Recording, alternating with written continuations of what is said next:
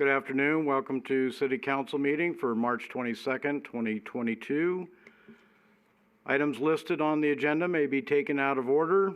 Two or more agenda items for consideration may be combined, and any item on the agenda may be removed or related discussion may be delayed at any time. With that, I'll call the meeting to order. Madam City Clerk, could you give us the confirmation of the agenda and the roll call? Yes, the agenda was posted in accordance with open meeting law, and all members are present. We have a quorum. Thank you. And we will begin with the invocation from Pastor Kurt Hedlund. Please rise. Let's pray. Heavenly Father, in our daily exposure to the war in Eastern Europe, we are reminded of the relative peace and security that we enjoy in our country and especially in our community. We pray that you might graciously restrain evil in Eastern Europe. Give our national government wisdom in knowing what part it can play in stopping and restraining evil in Eastern Europe. We're thankful for the various humanitarian groups which are seeking to provide help to the many refugees. We're grateful for stories of heroism, and we're thankful for evidence of hospitality that neighboring countries have demonstrated. Closer to home as a community, we are thankful for the extra money with which this community has been blessed as a result of pandemic funds. Give our community wisdom and our community leaders knowledge about how to best use these funds. We also recognize that there are always challenges facing this body. One of them has to do with ongoing legal challenges. We pray that there would be great insight and wisdom in knowing how to deal with those. Also, we recognize that it is election season for local government. We're thankful for many people who've volunteered to serve in local government. We realize that sometimes it's a thankless job to do that, for there will always be criticism and opposition. So we pray that during this campaign, the issues would be thoroughly vetted, that the electorate would have insight into the various candidates and understanding of the issues. We pray that during the meeting tonight, that civility would prevail, that there would be insight in the issues before this body, guided by your sovereign grace. We pray in Jesus' name, amen. Thank you, Pastor. We'll have the Pledge of Allegiance. I pledge allegiance to the flag of the United States of America and to the republic for which it stands, one nation, under God, indivisible, with liberty and justice for all.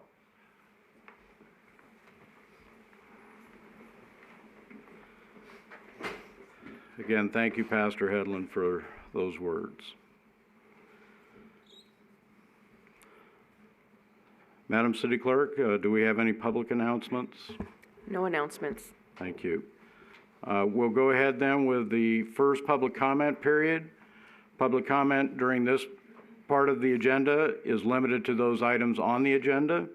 Each person will have up to 5 minutes to speak. As always, we ask people to be civil and concise in their remarks. Are there anyone in chamber who would like to speak during the first public comment period?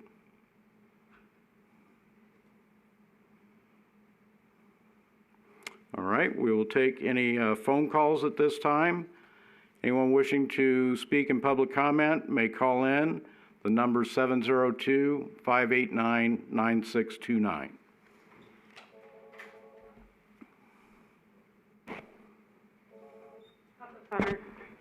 Hi, it's Scott Dam.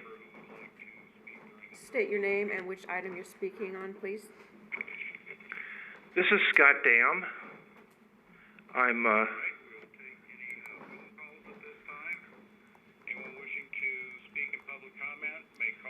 Mr. Dam, you may need to turn down the volume on your computer or TV. Okay. Go ahead, please. Okay, this is Scott Dam. I live at 654 Malbona Way in Boulder City, and I'm president of the Friends of the Nevada Southern Railway. And I'm here to speak on item number 7, Resolution 7427. Go ahead. This resolution is very important to the Railroad Museum and its future. I've participated in all the public meetings held by the architectural firm, and have walked the property with the architectural firm, and I firmly believe this is the right thing to do for the city and for the museum to move ahead with this road, which will provide support both to the businesses and to the future museum. Thank you. That's all I have to say. Thank you. Please approve it. Thanks. Anyone else wishing to call in? The line is available now. The number is 702-589-9629.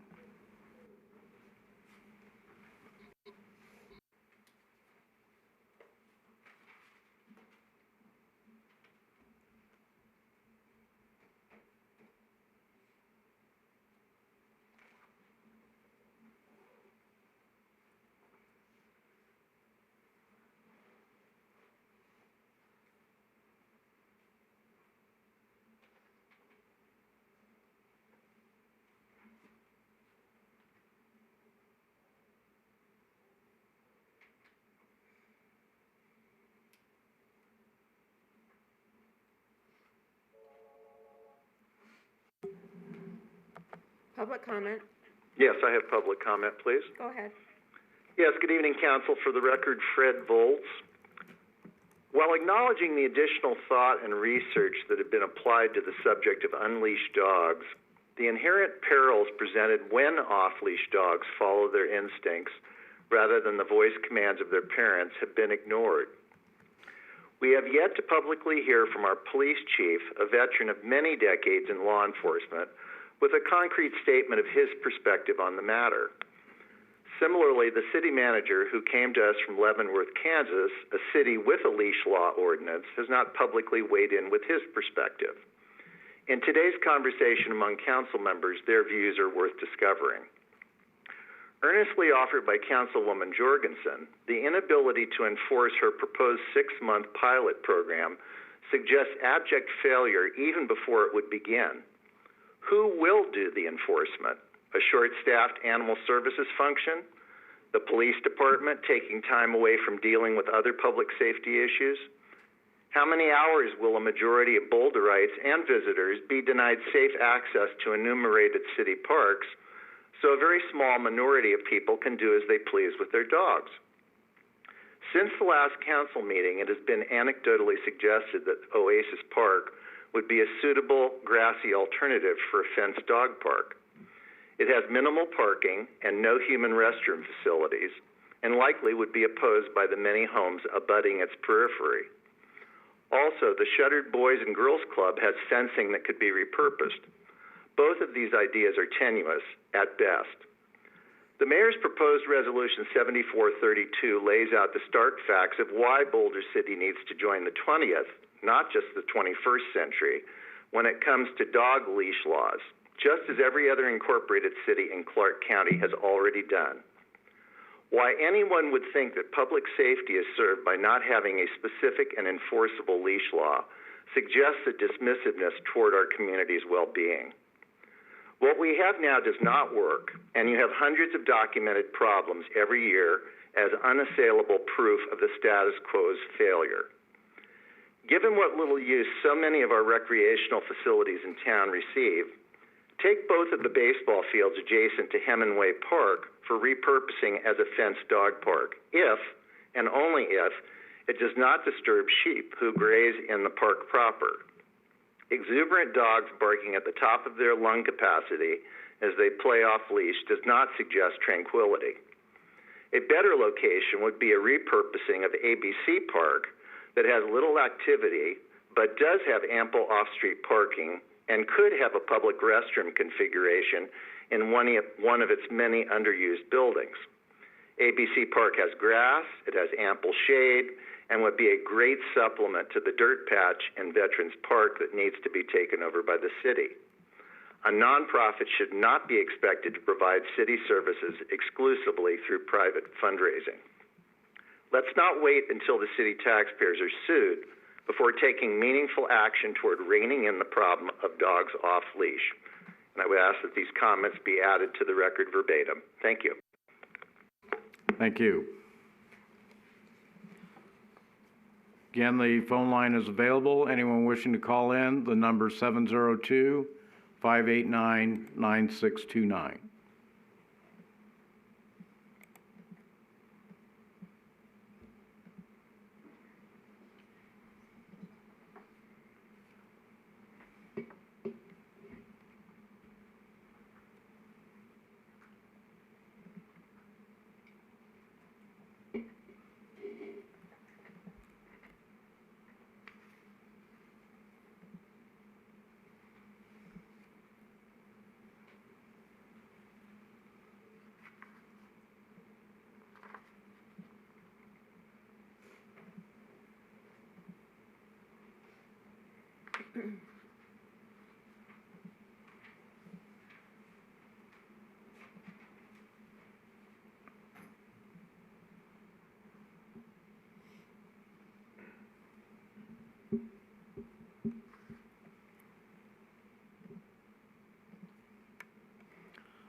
This is our initial public comment period for the city council meeting. Anyone wishing to call in, the phone number is 702-589-9629.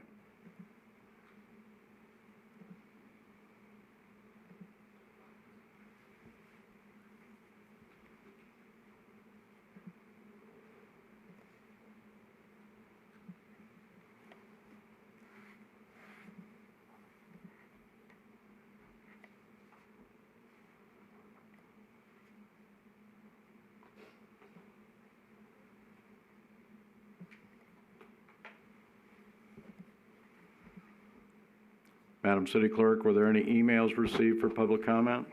Yes, thank you, Mayor and Council. This comment comes from Elaine Krause. Opinion opposed. Agenda items 14 and 15 regarding possible use of current areas at Hemingway and Veterans Park and off-leash hours for dogs off-leash.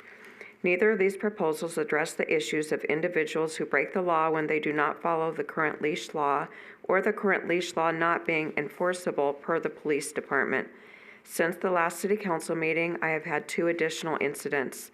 On 3/13/22, my husband and I had an incident with the dog off-leash that escalated to the woman threatening to shoot my husband as he tried to look at her license plate. We called the police and we were told the law was not enforceable as the police did not witness the incident. Further, that the woman would claim she was afraid and protecting herself with the threat of deadly force.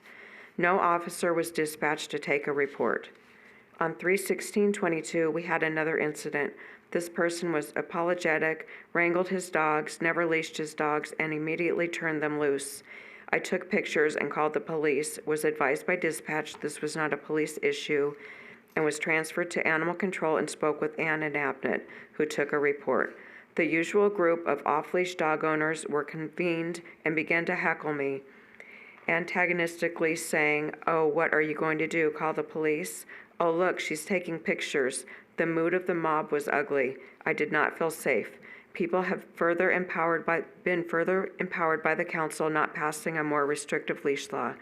They will be empowered when they are rewarded for their lawless behavior with dog parks. The city council has failed the law-abiding citizens and good dog owners by not enacting stricter leash laws and enforcing a law. A law without enforcement is not a law. Thank you. Thank you. Again, anyone in chambers who would like to speak in public comment? All right, hearing no others, we will close the public comment period. Move to approval of the regular agenda. Madam City Clerk, any changes? Yes, I'd like to ask that item number 11 be removed from the regular agenda. Dr. Jakolski sends her apologies, but she couldn't make it tonight. Thank you. Madam City Attorney? Yes, Mayor, in addition to the city clerk's request for item 11, I'd like to request item 13A to be removed. Thank you. Mr. City Manager? I have no further changes. City Council, any changes for the regular agenda? No changes. All right, I'll move for approval of the regular agenda with removal of items 11 and 13A. I'll second. All those in favor? Aye. Anyone opposed? All right, approval of the consent agenda. Again, Madam City Clerk, any changes? No changes. Madam City Attorney No changes. and Mr. City Manager. No changes. Council members, any changes for the consent agenda? No changes. Anyone wishing to make a motion for approval? Motion to approve the consent agenda. I'll second. All those in favor? Aye. Anyone opposed? Thank you. We will move then to item number 10, presentation of certificates and recognition of the Boulder City High School bowling team. Looks like we have them in attendance here. I just wanted to make one comment. When I was in high school here, we had a teacher named Skip Smale. And Skip was a really avid bowler, and I know tried to get a team going, efforts going. That didn't happen while he was there at the high school, but great job, guys. We've got some certificates if you'd like to come forward.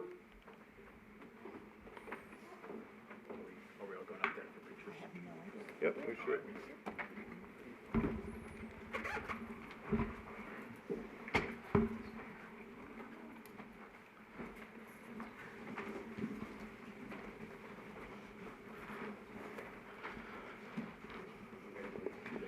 Gentlemen, William Wallace. Not here. Jacob Grace Madrigal. Are you related to Steve?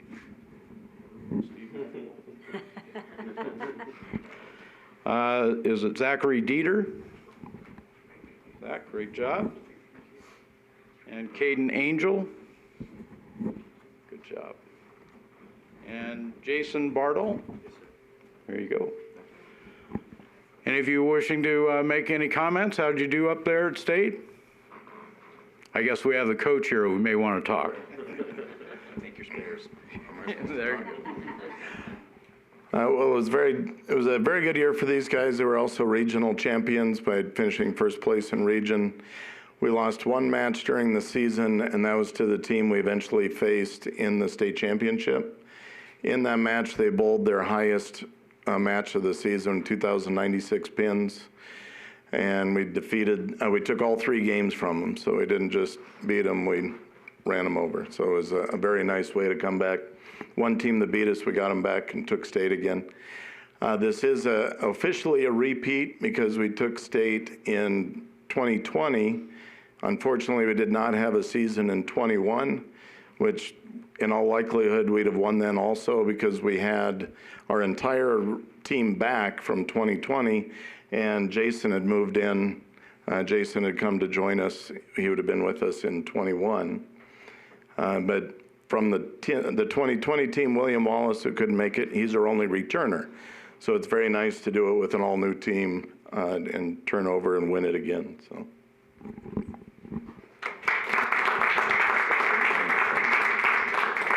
Sure.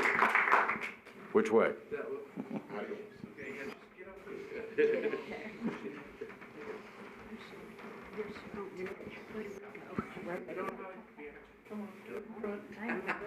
People in front.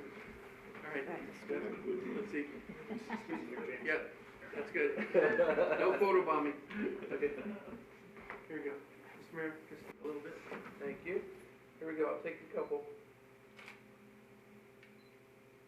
One more. Gotcha. Thank you.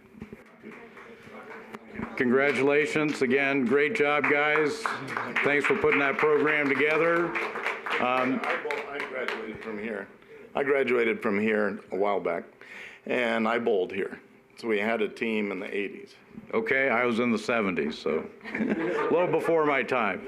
But again, fantastic job. I think this puts the high school somewhere around 130 state championships now for the history of the school. Great job, guys. Thank you.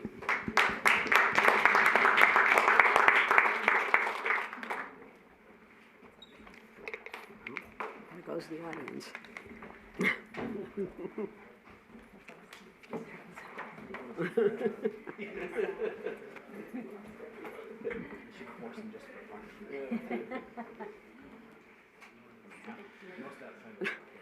Again, we want to thank the team. Great job, great effort.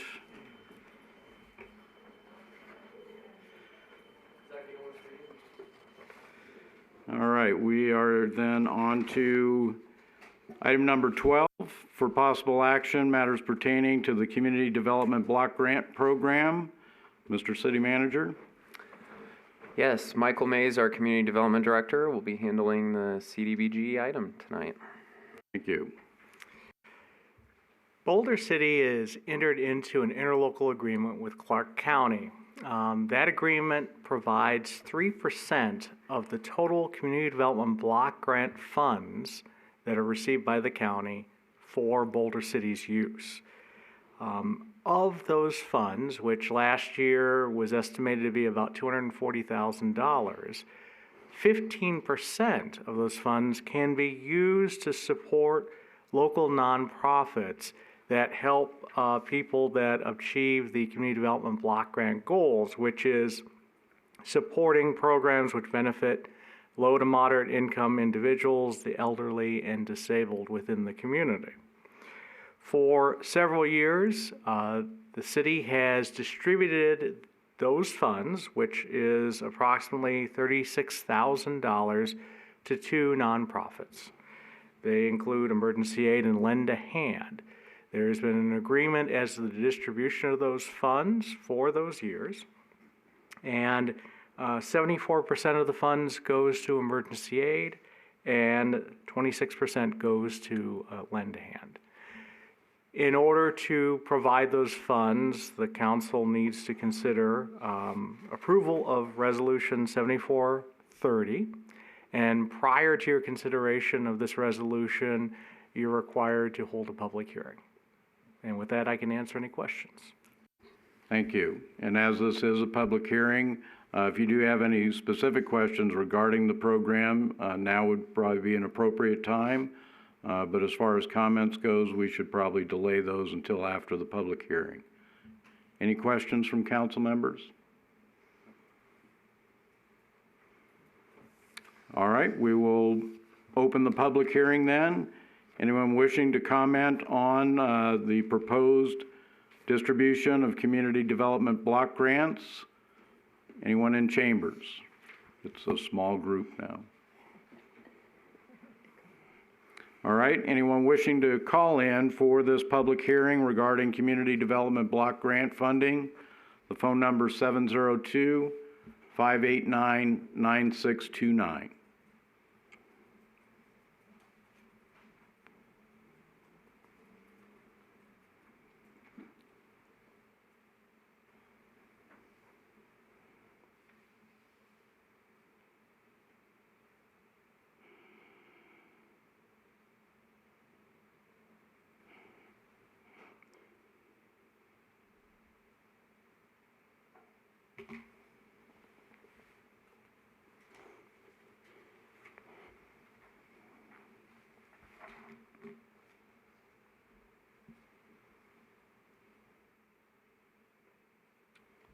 Again, this is a public hearing for the distribution of community development block grant funding. Anyone wishing to comment, the phone number is 702-589-9629.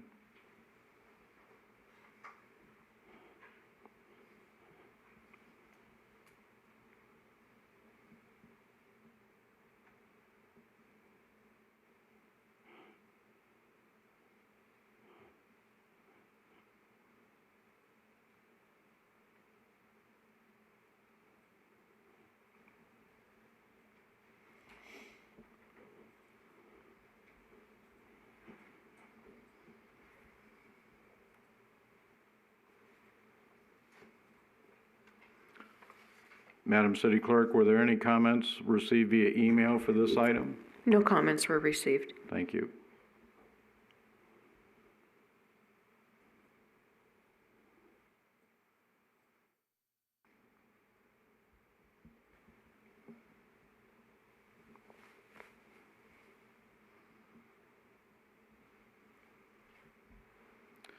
All right, hearing no one for the public hearing, we will close the hearing. Council members, any questions or comments regarding this item? Councilmember Bridges? Yes, as is probably evident by the paperwork enclosed and my comments about emergency aid, at the end of most meetings, I am the grant coordinator for emergency aid. However, I am not on the board, nor do I have any personal pecuniary interest in the contribution of this grant to emergency aid. So I am simply disclosing my relationship with them. Any other questions or comments? Councilmember Adams? I'll just comment to all the great work both of these organizations do for our community, and I think this is a good way for the funds to go. Thank you. Anyone else? Again, I agree with Councilmember Adams. These two organizations have been here in town for a very long time. This is certainly an appropriate use of this type of federal funding for these agencies. I believe that they, do speak with each other on a regular basis, and their applications indicate that they are fine with this arrangement. Anyone wishing to make a motion regarding Resolution 7430?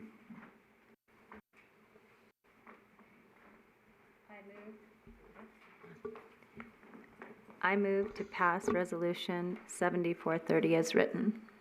I'll second. All those in favor? Aye. Anyone opposed? Mr. Mays, thank you.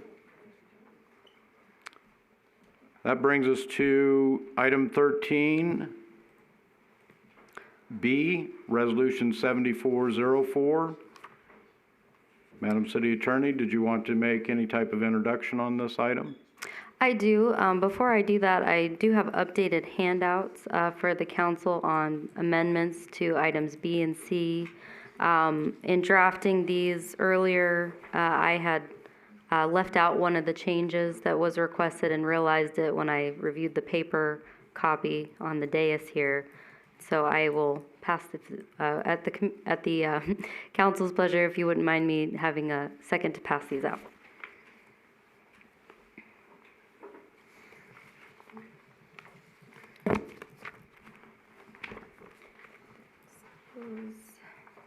Questions or comments? We have a couple of, one suggested change here from Councilmember Jorgensen. Would you like to review your proposed change?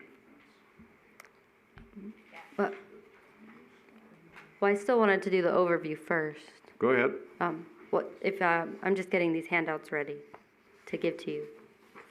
Okay. And Mr. Mayor, if I could add, these new handouts will be available here in the council chamber and added to the packet within 24 hours. All right.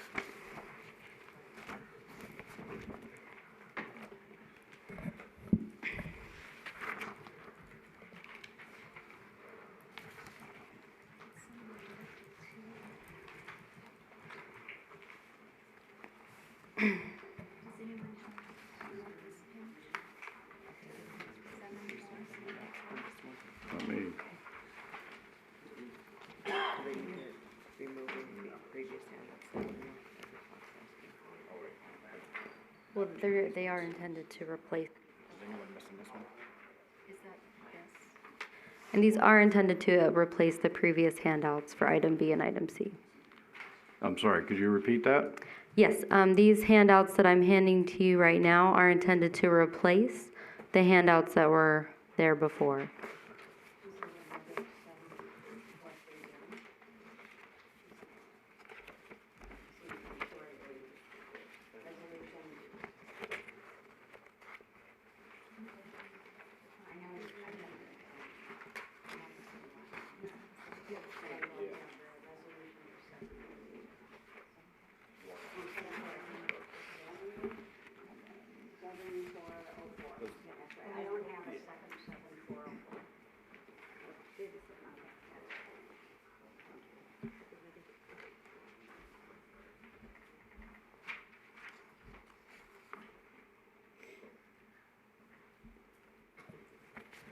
My apologies if the council's ready. I'm ready to proceed. Everyone sorted out the paperwork? All right, please proceed, Madam City Attorney. Okay, Resolution 7404 before you is the resolution that was tentatively approved at the February 22nd meeting. I had asked, there were verbal instructions to me to make some changes to the proceeds, where the proceeds of the land sale would be directed. Again, this resolution, if approved, would place a ballot question on the general election ballot, asking voters whether a area of land at the location of Veterans Memorial, Drive in Boulder City Parkway should be offered for sale for grocery store and associated retail uses, and then directs the proceeds for such a land sale. The City Council approved it, but provided some verbal instructions on where the proceeds should be directed to. The resolution in the packet that contains no red line changes, and the associated ballot question would have directed those proceeds for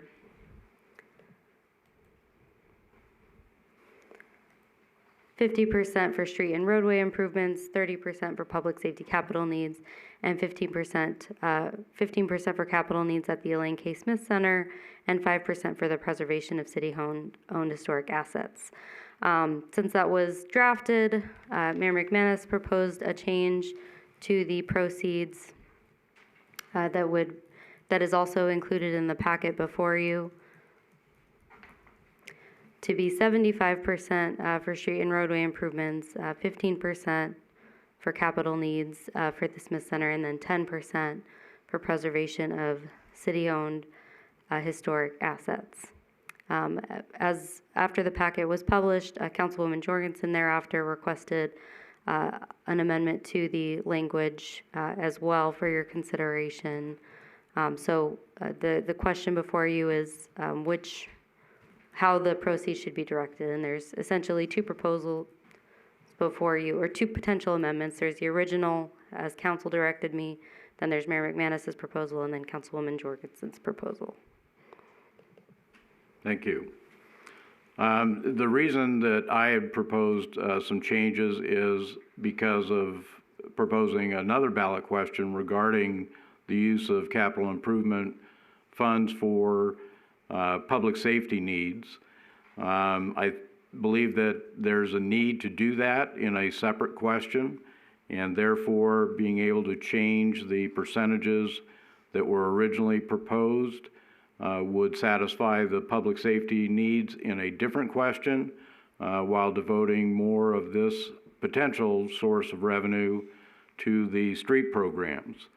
I had also put in or requested that funding for work at the Elaine K. Smith building be funded out of a potential sale of this. That building has issues that I think could be rectified and allow for much greater use by our residents as well as our city staff. I see that the recommendation from Councilmember Jorgensen does not include that. Councilmember Jorgensen, would you like to go over your recommendations? Of course, thank you.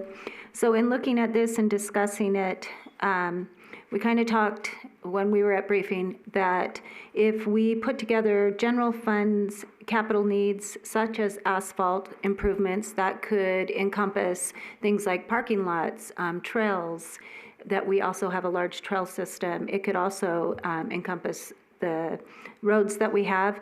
And then instead of being specific to the Elaine K, because we have a lot of buildings that have needs at this time, if we were a little bit more general in adding to that the renovations of existing city-owned properties, that would include that in it, but not be limited to that. So that percentage being 60% of that, still including the 30% for public safety in case the other ballot question is not a ballot question, making sure that that still exists, and increasing it to 10% for historic. Any questions or comments? Again, when I had proposed this originally and later followed up with changing that percentage a little bit, I certainly agree with when we say streets, we can include other things like parking lots in that. I do have a concern that if the money is not identified for a specific project, that it may not ever go to that project. And that building, the Elaine K. Smith building, the city received that very generously from a former council member, Bill Smith. I think that directing a specific percentage to that is probably a better way to go. Any other questions or comments regarding Councilmember Jorgensen? Just in response to that, my concern is that I do agree with you that that building could use some renovation. It's the purpose for the renovation behind it. And I know that we had talked in the past possibly for town hall meetings. I do feel like we have a gym that we could do town hall meetings in, and if that was the only purpose for renovating that the cost to put into that was not worth the repurposing. And I have never received specific reasons for the use of that building, and we don't have proposals for specific use of that building yet, so I hesitate to put monies towards something specifically that we do not have specific use for. You know, that's certainly a valid point. I think that there are some specific projects that could be done over there. One, the upper floor of the building is essentially unused at this time. That's a great deal of space that is simply underutilized. There have been proposals before about doing all kinds of things here at City Hall. There certainly is what I believe is a need for additional office space for city staff. Once again, I think that by not specifying things for a particular purpose, the problem is that that purpose never gets handled. As far as public meetings go, that's already available at that building.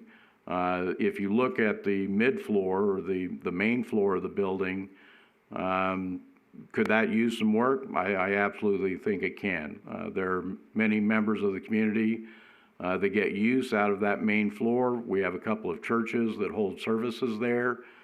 We did vaccination clinics there during the pandemic. There have been public meetings held there. But there are needs to do some renovation also on that main floor. Any other questions or comments? Councilmember Adams? Thank you, Mayor. I guess I was also going to follow up, but you did cover the uses that I'm aware of, which were the vaccination clinics. There are also choir concerts there. I mean, it really is utilized as a public space for a building. I mean, it typically seems to be the one that is the one that we go to. I know you just walking by, you can see there's a hole through, you know, the plywood of the stairway that walks up there. I mean, there are, you know, very obvious needs, I think, for repair there. But because it is utilized so much by the public for public uses that are varied, right? You can't, a gymnasium is wonderful for many types of events, but not necessarily all of them. They can be very loud and raucous, making, you know, which might be good for cheering on your home team, if you will, but having discussions in town halls that might make it a little more difficult to have some of that. So it's not that I guess what I'm trying to say is the Elaine K. Smith Center is the building that is used right now for these types of things.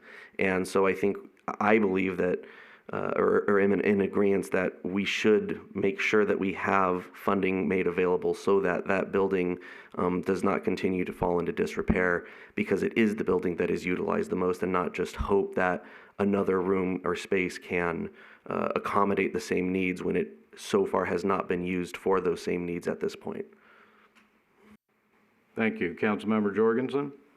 I don't disagree that it's not at its top shape at all. I was in there to be vaccinated myself. So I am not disagreeing with that, and I'm not saying that this monies could not be used towards that.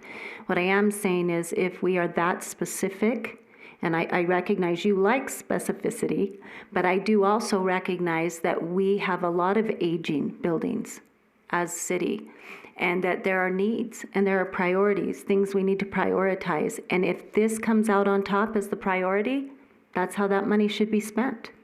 But if it doesn't come out on top, there might be other priorities where that money needs to be spent that includes existing city-owned assets. So yes, definitely could be one of the uses, but not the only use. Thank you. Councilmember Bridges? Yeah, I'm sitting here going, yeah, you're right. Oh, yeah, and you're right, and you're right. My concern on this issue is we do have a study that was, sort of overlooked. I'm not sure what it's being used for, but we did have a Stantec study. And what seemed to be a priority of buildings, not historic assets, but certainly buildings that that need to be renovated and made current. Not necessarily public safety buildings, that's what we're talking about, but other buildings. Now, it's great to have a public building get the attention, but are there other buildings that Public Works has brought forward or Park has brought forward and said, we can't use this anymore. The people who work in this particular building are using in substandard facility. I think that before we have a specific direction in terms of what we're going to spend this money that we hopefully would get down the line, that we take a look and truly, we have a CIP list, we have important projects, we overlook things, and I'm concerned if we do that, that's great for the public. But we also have needs for the individual departments in terms of their working condition, the buildings they're using, and so on. So I would prefer to have this more open-ended and then have a discussion at a later date of how do we prioritize these funds.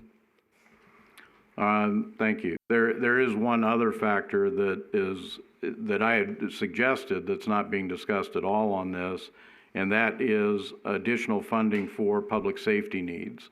I have proposed, we will get to it in a little bit, another ballot question specifically for building type construction for public safety, but that was a percentage that I had included in my recommendation of 30% for public safety needs.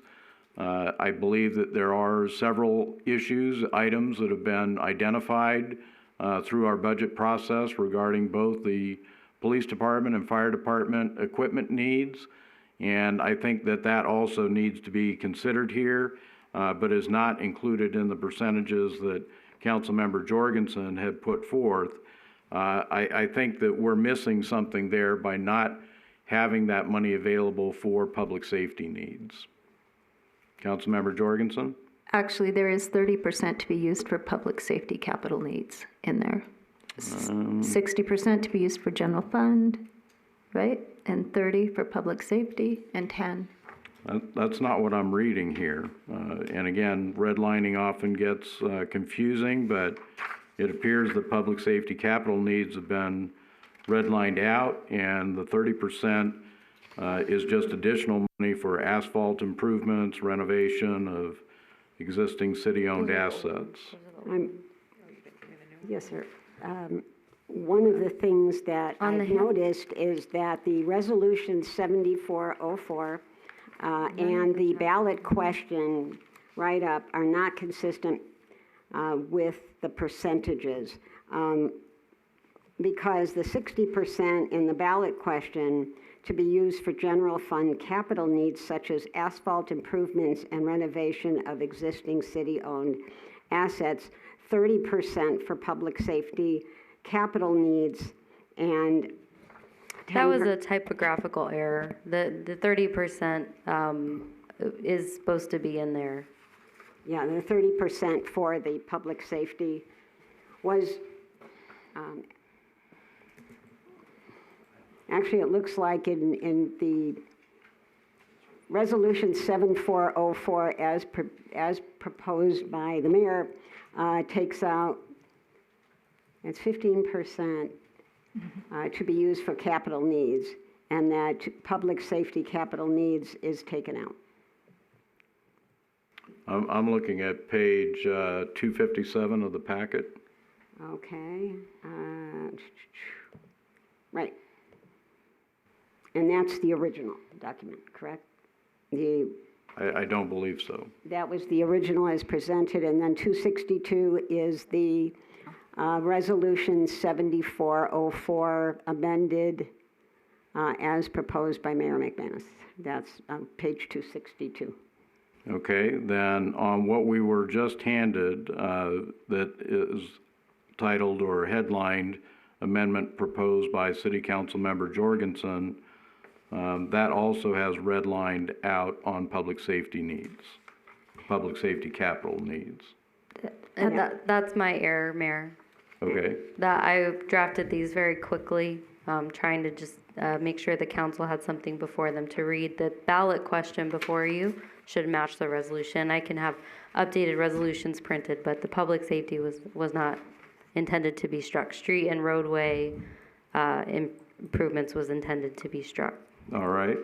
Councilmember Jorgensen, then would you, this whereas clause that has the percentages, could you state what your intent was on that? Right. If you look at the top of the second page that she gave out, ballot question, as it's been modified, it's more in line with what I was asking about. It's the 60% to be used for general fund capital needs, such as asphalt improvements and renovation of existing city-owned properties, 30% to be used for public safety capital needs, and 10% to be used for preservation of city-owned historic assets. All right. So it gets down to whether we are identifying the Elaine K. Smith building or not, then essentially is the difference here. Councilmember Adams? Just for clarity here, if we seem to be in agreement about expanding the use so that it's not just streets and road improvements, but general fund capital needs, such as asphalt improvements and stuff, is there an opposition to including that so we have that general amount for our buildings and then also setting aside an amount for what is essentially our probably most utilized public building space? Well, I think it changes it significantly with the wording that Councilmember Jorgensen has proposed here, where there could be none of this money used on streets because the wording is such as asphalt improvements and renovation of existing city-owned assets, but it's not specific about that. That could be anything. Is that correct or incorrect? No, that is incorrect. When I talked about it initially, I explained, and I did talk to Keegan about this, including roadways and other projects such as parking lots and or so that it broadened the expanse of what he could use, because we get RTC monies and we get other monies for roadways specific, but we don't necessarily get it for the parking lots or the different areas in town that have needs. So that is that, and I see the main difference between yours and mine also being that there is no percentage for public safety or capital needs. In yours, you have 75% roadway, 15% Smith Center, 10% historic. I have proposed the 60% general funds for roadways, asphalt improvements, and renovations, and then the 30 for public safety and the 10 for preservation. Okay. And again, we will get to another item regarding public safety needs. Again, I do have a problem with the way this is worded. I don't have a problem with using this for parking lots, parking structures, but where it says existing city-owned assets, that could be anything. And I would rather see this limited to our streets, and in my mind, streets include things like parking lots, but we can certainly have wording in there that would make that clear. But then to open it up to existing city-owned assets, I think that then allows for this money not to be used for that. Then would you be opposed if we brought back 15%, but we brought it back to say, instead of specifically saying the Smith Center, saying city-owned assets, existing city-owned assets? Yes, but I could probably live with that. But again, what I foresee is that the money will never go to the Elaine K. Smith building. It'll be allowed to do what it's doing right now, which is sitting there underutilized and falling apart. Well, we'll have to see. Any other questions or comments? Mr. Councilmember Adams? I just, in trying to find some area of compromise here, if we were to narrow it down, instead of the 60% for the general fund capital needs, we could try and narrow that down a little bit more to encompass roadways, parking lots, go that route still, and then use 10%. Personally, I would like to see 10%, at least 10% go to that Elaine K. Smith building, because it is so important, and I do share the mayor's concern here.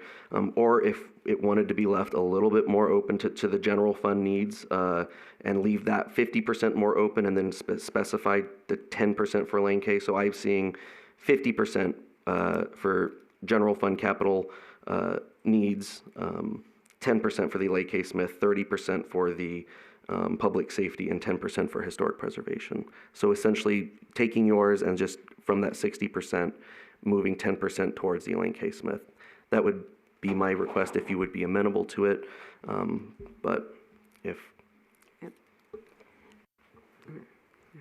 Councilmember Bridges? Yeah, would we include renovation of existing city-owned assets in that 50%, or remove that and then have that 10% for the capital needs at the specific building? So it would be general on capital needs such as roadways, streets, asphalt improvement, and asphalt improvements. And I think we mentioned paths, because it's not just streets, it's paths also. And then instead of the general renovation of existing city-owned assets, the 10% for capital needs for the Elaine K. Smith Center. I know we're going back and forth on that, but I do understand that we sometimes have funds, and instead of making a decision, we just sort of look at it like that study about all our assets that need repair, and we have it, but we're not necessarily fixing those assets. So I guess I would, for this specific one, look at it in terms of that building, and then we could get on to the other ballot question. So that 50 for general fund capital needs such as roadways, streets, and asphalt and paths and asphalt improvements, 30% to be used for public safety capital needs, 10% for capital needs at the Elaine K. Smith Center, and 10% to be used for preservation of city-owned historic assets. Does that equal 100? I think we're a little bit over. Huh? 50, 30, 80, no, 10, and 10. No, 10, 10, 10. 50, 30, 10, and 10. Okay. Councilmember Jorgensen? Again, my only concern with that is when we are that specific, is that our greatest need? And if we can prove that that is our greatest need, I have absolutely no problem to put it there, but I think we have a lot of needs in this city that are not being addressed, and maybe we need to be specific about them. Well, one, I think, we need to keep in mind what this ballot question is about, and it's the possible sale of land, which may never happen. We have made many efforts in the city to attract a second grocery store, and that's what this ballot question is about. This may never happen. We may never get an entity that's interested in doing this. So I do think that by proposing that percentage for the Elaine K. Smith building, I think is absolutely worthwhile. There are certainly other funds that have thankfully come into the city from the pandemic relief that we can look for those most urgent needs to be used for. But this is certainly a need, and since this would be money that may or may never be realized, absolutely, I think we can identify that use for it. Could we take the 50% for the general funds need and also include existing city-owned in case all of that didn't need to be used for streets and/or asphalt?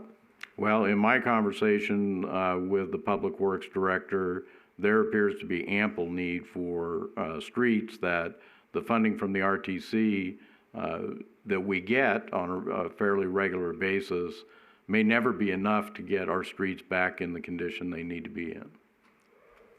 And once again, this may never happen. We may wind up being dependent on RTC money and trying to get streets in condition that we would like them to be in, and we may never see any of this money if that property never sells.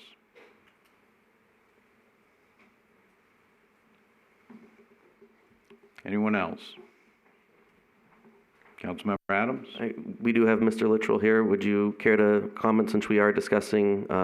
Since we've quoted you several times now? Those are all fairly accurate quotes.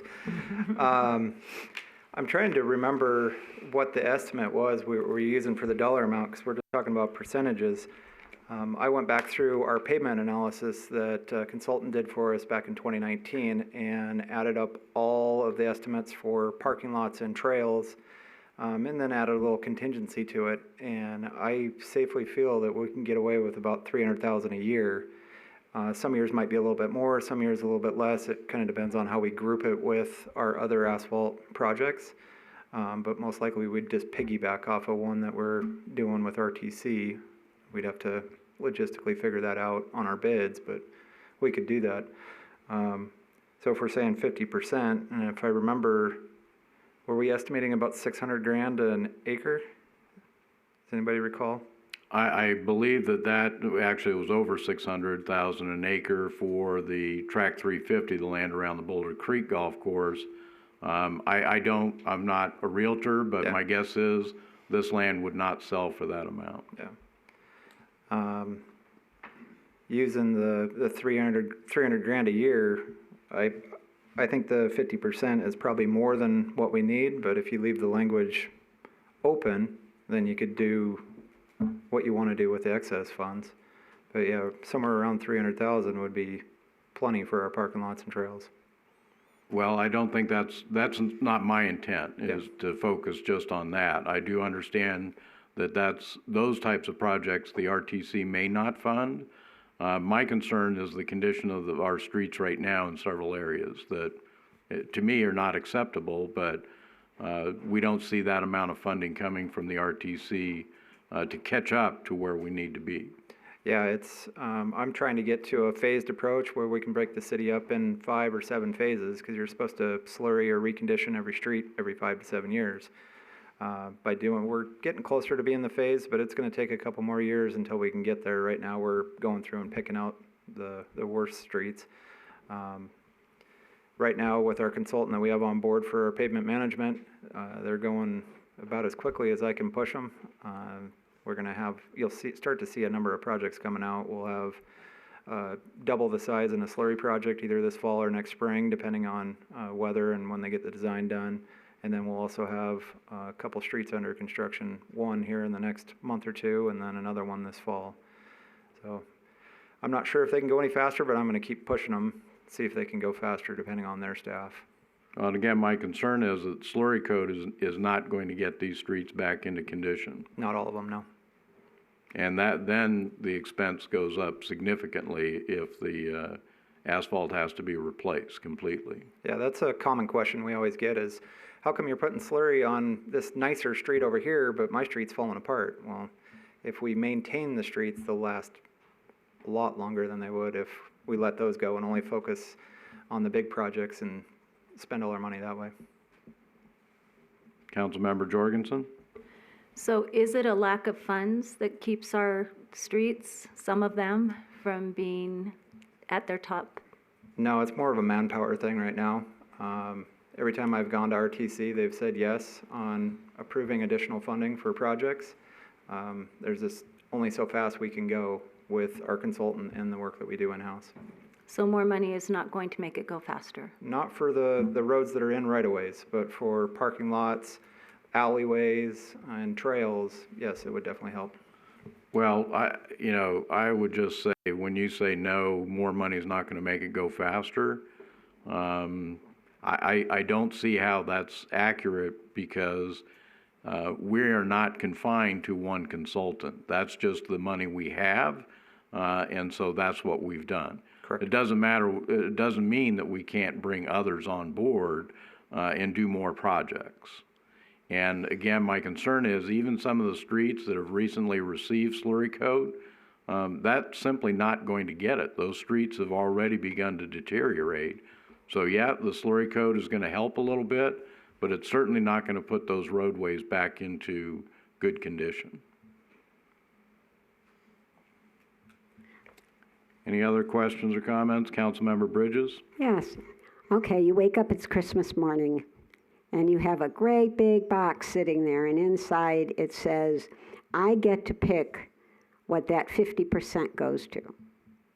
And we're trying to wordsmith it so it best covers what our needs might be down the road if and when that 16.3 acres sells. How would you phrase it in order to make that a worthwhile Christmas morning present? It's kind of tricky for me because I have staff that do facility maintenance, and then I have staff that repair the streets. So I could see, I don't know if it'd be split down the middle, but yeah, definitely facilities. There's a lot of facilities that need work. Our guys are constantly busy. We could also start hiring outside contractors to help us out with that. And then, again, the streets. As the mayor and Councilmember Jorgensen has said, we need to go faster on the streets. Okay, so it's not necessarily just the capital need. It's the operation, it's the O&M need, correct? O&M, or if we wanted to do more remodels, like for the remodel in here, that was a capital improvement. So if it's just day-to-day maintenance, yeah, our guys are doing a great job with that, but they could use some help on some of the major projects. I know PD wants a remodel, and I'm sure there's other work that we could be doing. Okay, so it would just be for public works. Projects. Other questions or comments?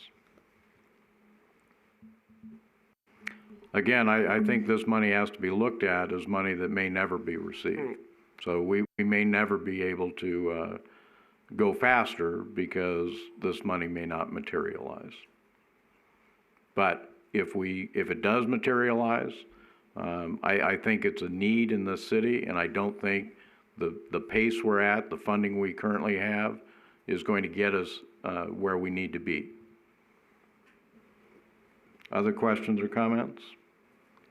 So I know I asked if it was a funding problem.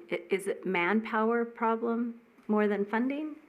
Manpower, yeah. As the mayor is saying, if we could pick up another consultant, I'd have to look into the contract we have with GCW.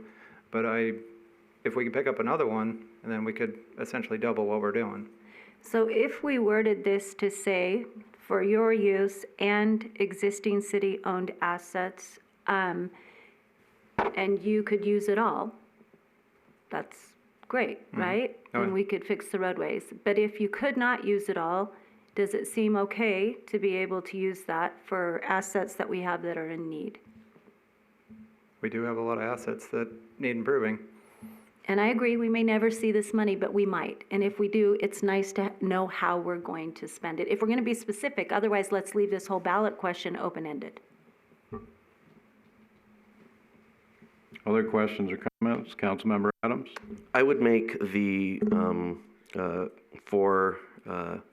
I guess, as an area of compromise, leaving the wording as Member Jorgensen has presented, with the exception of instead of 60% towards the general fund capital needs, such as asphalt improvements, renovations, and existing city-owned assets, to have that be 50% and include 10% towards the L.A.K. Smith building. And that would be my request. That would be the only change from that 50%, from that 60% to 50, and keep 10% in there for the Elaine K. Smith Center. If you would be amenable to that, of course, I understand if you're not.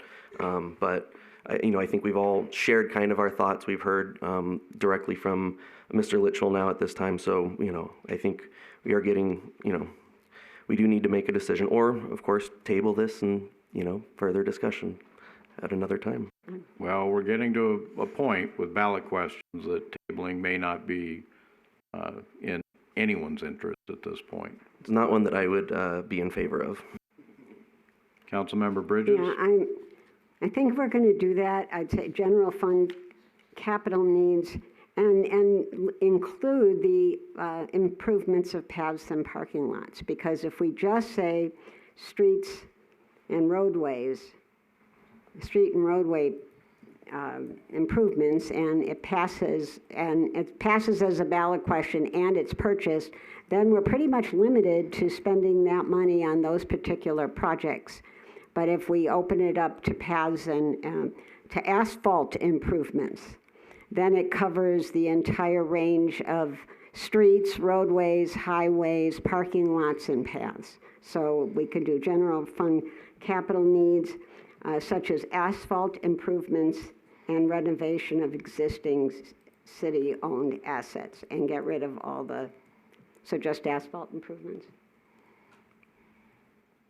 Well, again, the intent I had was not to exclude things like parking lots. Right. So I have no problem whatsoever including that, as well as trails, bike paths, those types of things, although I believe RTC does provide funding for the bike paths. But I have no problem doing that. The issue I have is where it just says city-owned assets, because that could be anything. And I think there's a need with this money that if it were to be received, and there's certainly a question if the voters are going to approve it, and if the land were ever to sell, that would be an excellent place to put this additional funding. I would appreciate if trails or paths were included in there. There are some within our parks that RTC won't pay for. The ones along like Adams and Buchanan, yes, RTC pays for that, so. Well, again, I would be fine changing it to streets, roadways, parking lots, trails, paths, and leave it at that. Would that encompass the areas you're most concerned with, Mr. Littrell? If alleys fall under streets and roadways, yes. I believe it's a roadway.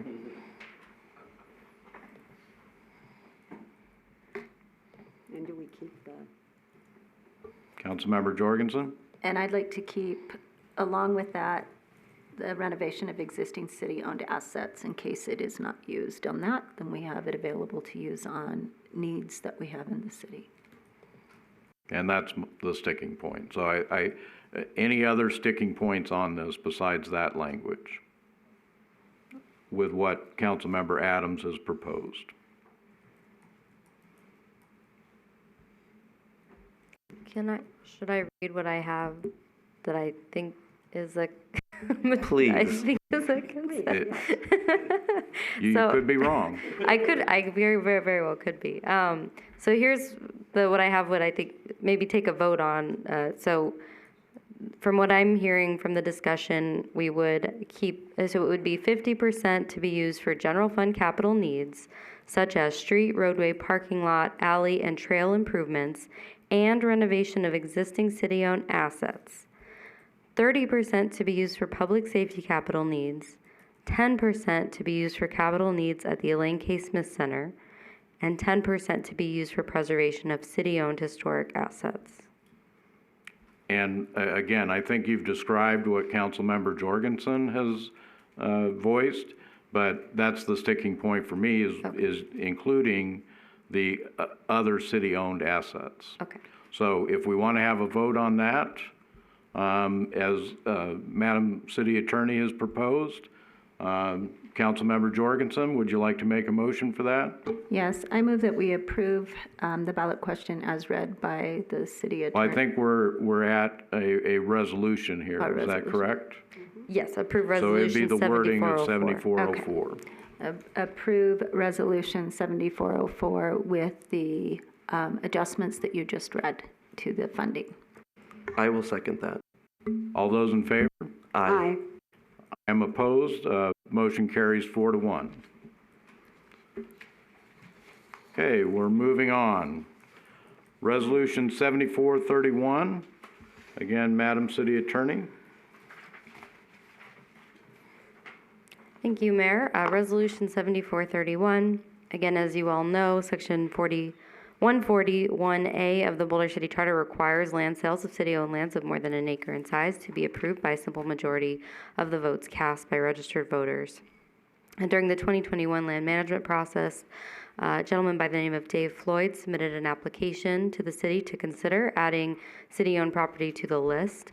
The land in question is approximately 1.5 acres located at 1030 Industrial Road. The purpose for the sale was future development for light warehousing and caretaker residence uses. The City Council approved Resolution 7220 on January 26, 2021, which is included in the packet, which added this 1.5 acre parcel to the land management process list. Mr. Floyd is now requesting, pursuant to Boulder City Municipal Code Section 924, that the City Council place a question for the general election ballot for voter consideration of the 1.5 acre land sale. Section 142 of the Boulder City Charter, again, similar to the grocery store question, typically directs the proceeds from the sale within the ballot question.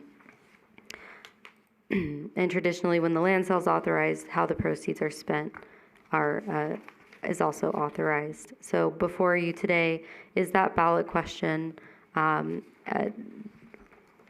similar to, I wasn't given direction for the proceeds on this one, so I drafted it how I was initially directed by council to draft the grocery store question. After briefings, Councilwoman Bridges suggested an amendment, which is similar to the one that was discussed for the grocery store question. So again, a similar question here on the proceeds of I guess there's really two decision points here. Is there any interest in placing this question on the ballot to sell the land at all? If there is interest in placing this question on the ballot to offer the land for sale, then how should the proceeds be directed? This is a much smaller parcel. It's much less revenue to be considered here. Thank you. And again, this is 1.5 acres. It is located in an area that it would be almost surrounded by existing development. The issue I have with this is not the particular parcel in question, but it's the use of that parcel. This is a very, very dangerous proposal with regard to the controlled growth ordinance that has benefited this community so much for so long.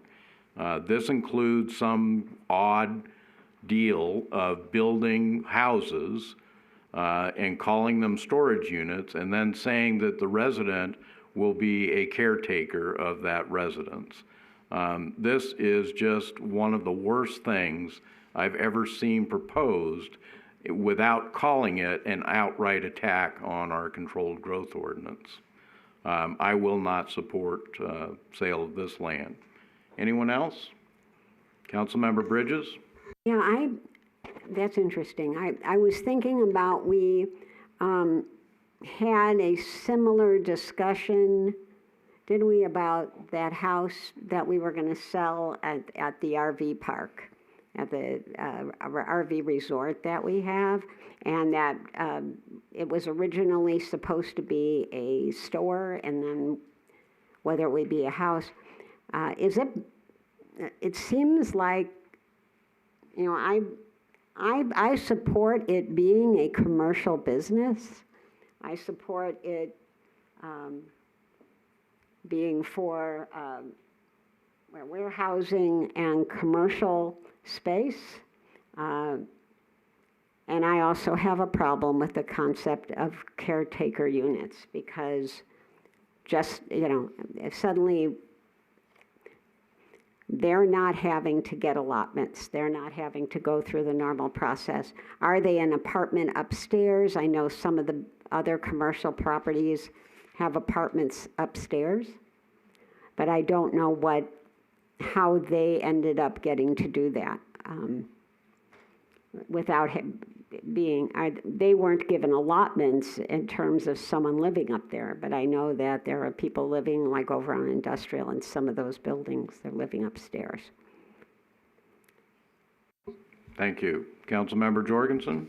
Right. This process came through community development, right? Yes? Do you have any more information regarding the intent or number of units or what it's going to look like and how many that would be? No, because no plans have been submitted either for the adjacent parcel or this parcel at this time that would go through the review process. And with the zoning in that area, it provides for the opportunity to have a caretaker's residence above a commercial property for warehouse storage. Okay, so that is a permitted use in that area? In the adjacent area, yes. In the adjacent area. When they say warehousing, does that mean storage? Because I know that we are sadly lacking right now, and there is a great need for storage in Boulder City. Does that mean storage places where you could store, say, boats or RVs or things of that nature? That is correct. Okay. Any other questions or comments? Councilmember Adams? Is there a definition for what a caretaker unit is, as it's defined? We do have a definition within the code. I don't have it in front of me, but yes. And caretaker units are not subject to our growth control ordinance policy? That's my understanding because it hadn't been considered a residential unit. Is there any, in that, I know you don't have the definition in front of you, but within that definition, could they simply just put in housing, call it caretakers units for an adjacent property? And what, I guess, do you foresee a workaround that we should probably close, or a loophole that we need to consider here first before moving forward with such a thing? That's certainly something I could consult with the city attorney on, looking at the code. Thank you. Other questions or comments? I recall when this was pitched, and the idea was there were going to be multiple units that would allow for maybe a boat or an RV to be stored, and then there would be a residence built, and then it would be called a caretaker residence. What that allows for, in my view, and I think it's very clear, I don't think there's a question about it, is that this is a proposal to build an unlimited number of units that you put a boat or an RV into, and then you call it a storage unit when what it's going to be is a house, and there is no subject to the controlled growth ordinance, the number of allotments permitted each year. As I said earlier, I will not only oppose this ballot question, I'll campaign against it. Councilmember Jorgensen? I guess before I feel comfortable saying that this should be a ballot question, I too would like more information regarding that, more specificity, as if wondering how many units or what the nature of those would be. And Councilmember, I did look up the caretaker's residence in our code. So it does state that no more than one caretaker's residence shall be permitted per individually owned commercial building, and it must be located within one of the main buildings on the same premises, and it shall not exceed the floor area of the associated business, and it should be provided with one on-site parking space. So each warehouse could have a residence above it.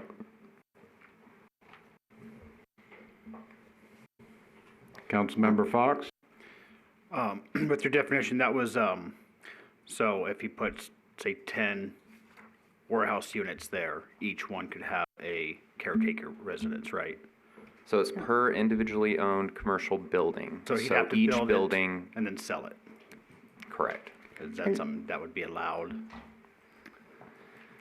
If you have multiple lots, that would meet that definition, and that provides for the opportunity for each to have a caretaker residence.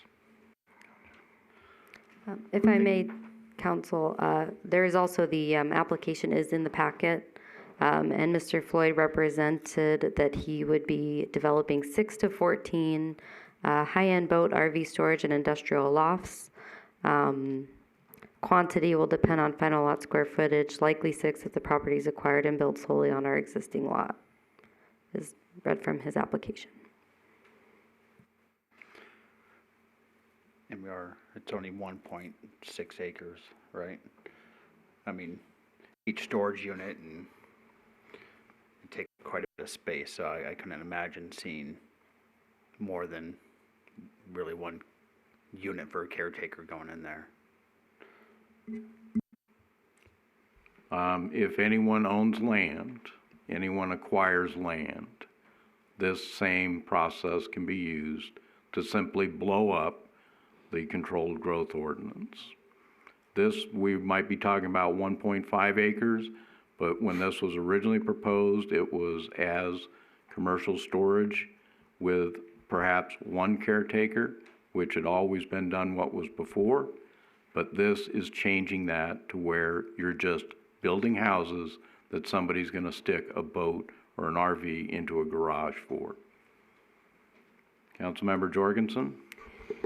Michael, what would be the process then, as he just stated, as the mayor just stated, what would be the process in the future for people who currently own land that wanted to do something like that? What would they have to go through to be able to do that? It'd have to be appropriately zoned first and foremost, and they would have to submit applications. Obviously, it would be triggered through a building permit. We would review for compliance with both the building code and the zoning to see if it met those requirements or not. So currently, if someone owns under an acre or owns their own land, they could come with the code as written or with the zoning as written, if it is part of that zoning. Within the appropriate zoning district for an office warehouse facility that can So they could do provide that for it. right now without asking if they own that property and it's within that zoning. Correct. Any other questions or comments? Anyone wishing to make a motion on 7431?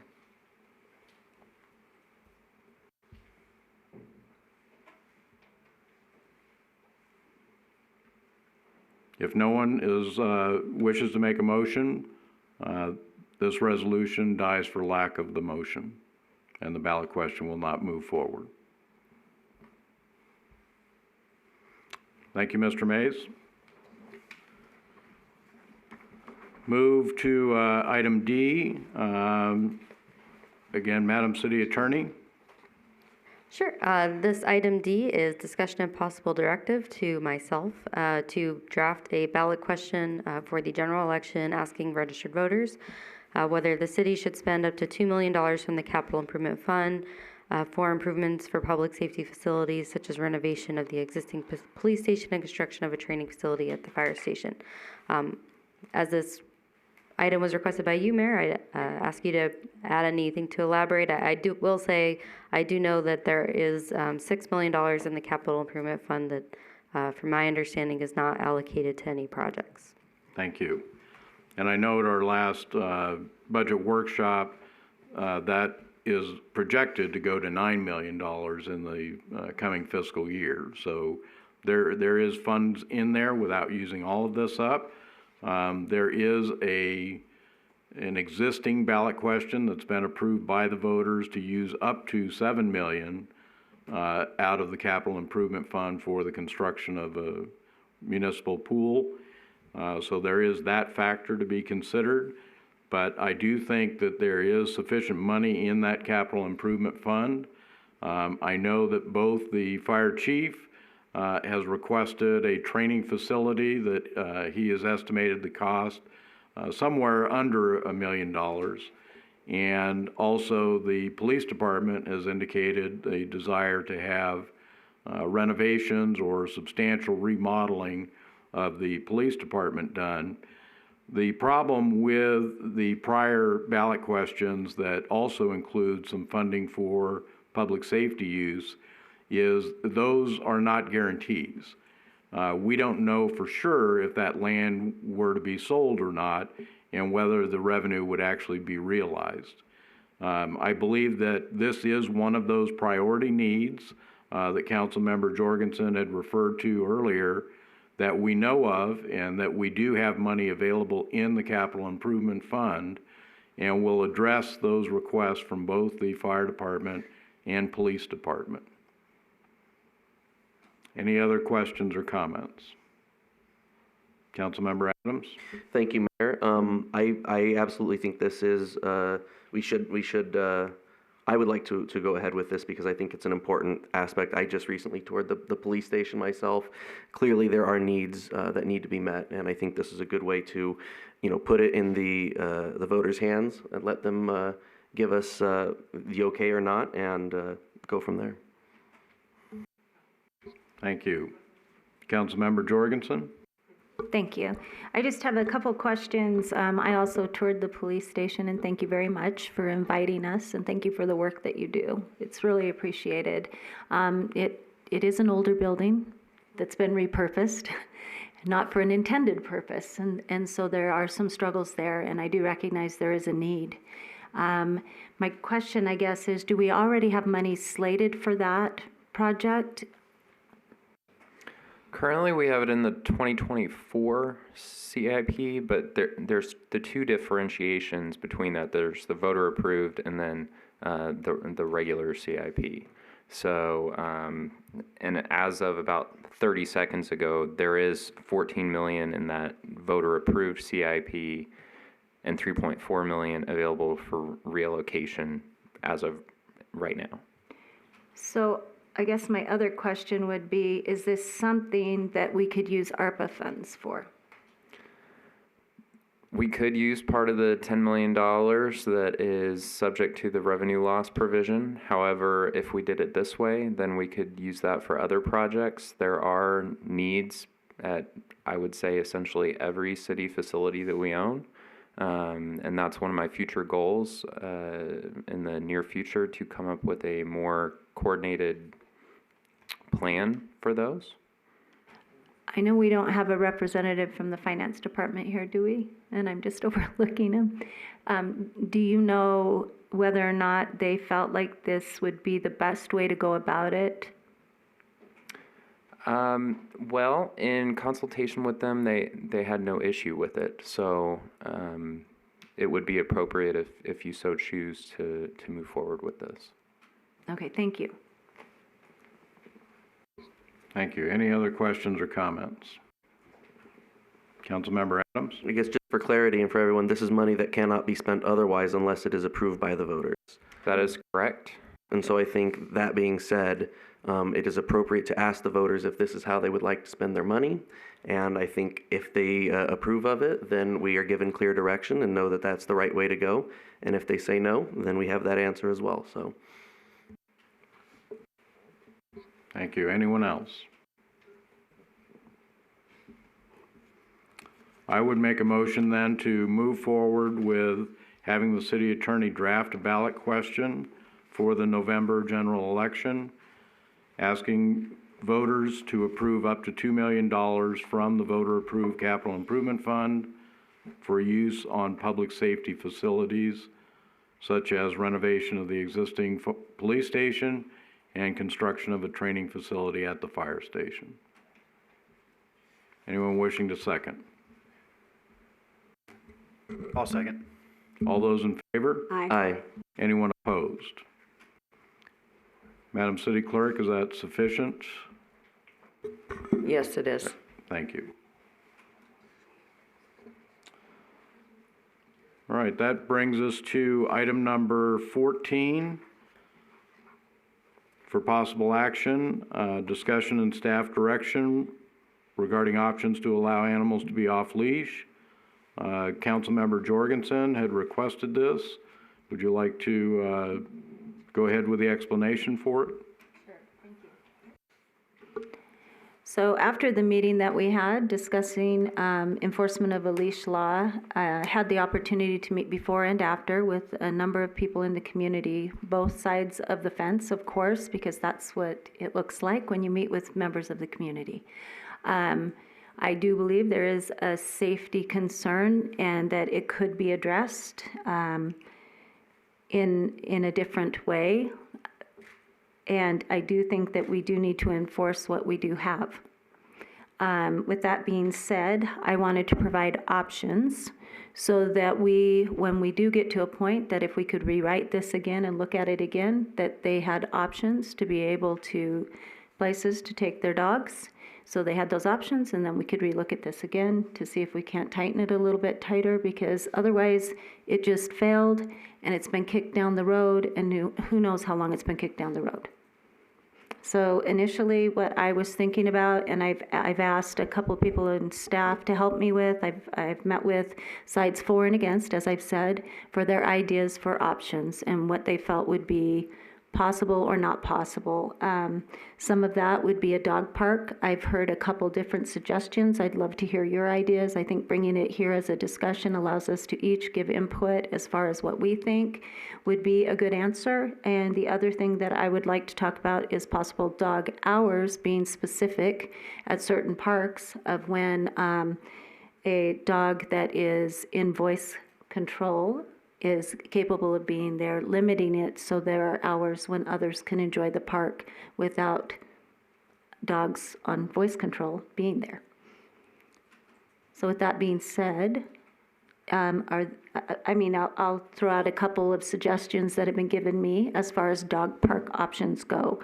We could build a whole brand new dog park, right? If you look at Henderson, they have 16 of them, and the sky's the limit. And there's some pretty fancy ones with paw benches, the whole works. They're pretty fancy. I know that police chief gave me an example of one that had both desert already in it and grass, adding maybe to some areas that we already have that are fenced in. There was a recommendation given by one of the residents that we go and look at the Little League fields out at Vets, because when they come in, Little League comes in, they come in and put up a temporary fence at the 200-foot mark, because if you hit over that, you get a home run. So they put that temporary fence up already. We could put a fence there going all the way out to the 300 feet, which is what we have, that already has grass in it. We could do that on the two fields, having a small park area, a medium, and a large, because some of the complaints are that when you add them all together, it's not always a very good mix. And I agree, my dog was 3 pounds, 8 ounces. That doesn't hold up great for someone over 50.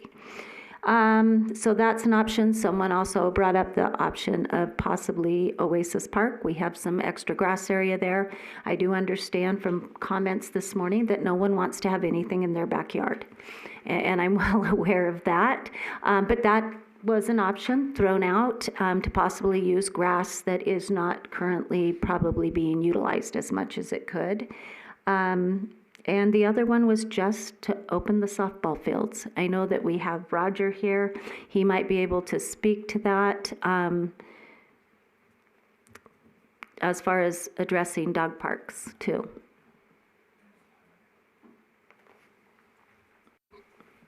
Did you want Mr. Hall to speak at this time? Sure, do you want to come up? That'd be great.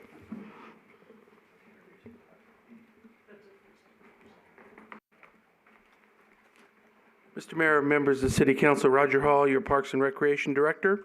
I have included a map that was put on the dais of two fields at Veterans Memorial Park. Scott Henson, our chairman of the Parks and Rec Commission, came up with a great idea, and Councilman Jorgensen mentioned it basically. So Little League puts out every year a 200-foot fence, and that's the large one on your dais. So basically, the Little League puts out a temporary fence at 200 feet. that leaves 100 feet in back of that fence that can be set up for a small dog area, medium dog area, and large dog area. Again, it's irrigated, it's cut by Public Works Department, and basically, if you look at the cost, it would be a lot cheaper to do it this way if you guys see fit to do that. We estimate, Public Works estimated about $75,000 to do that, and that might be even a little less because you could probably keep the temporary 200-foot fence, because in case you want to use that field for some reason, you can just pull the fence, cap the holes, and use it if you wanted to. Then we estimate about $15,000 for benches and signs and that type of thing. That's just something that Scott asked me to bring forward as a suggestion for this. There's a wide variety of different ways you can go. Again, this, in my opinion, would be probably the best with the least impact to our baseball and softball and the tournament programs that we do have in Boulder City.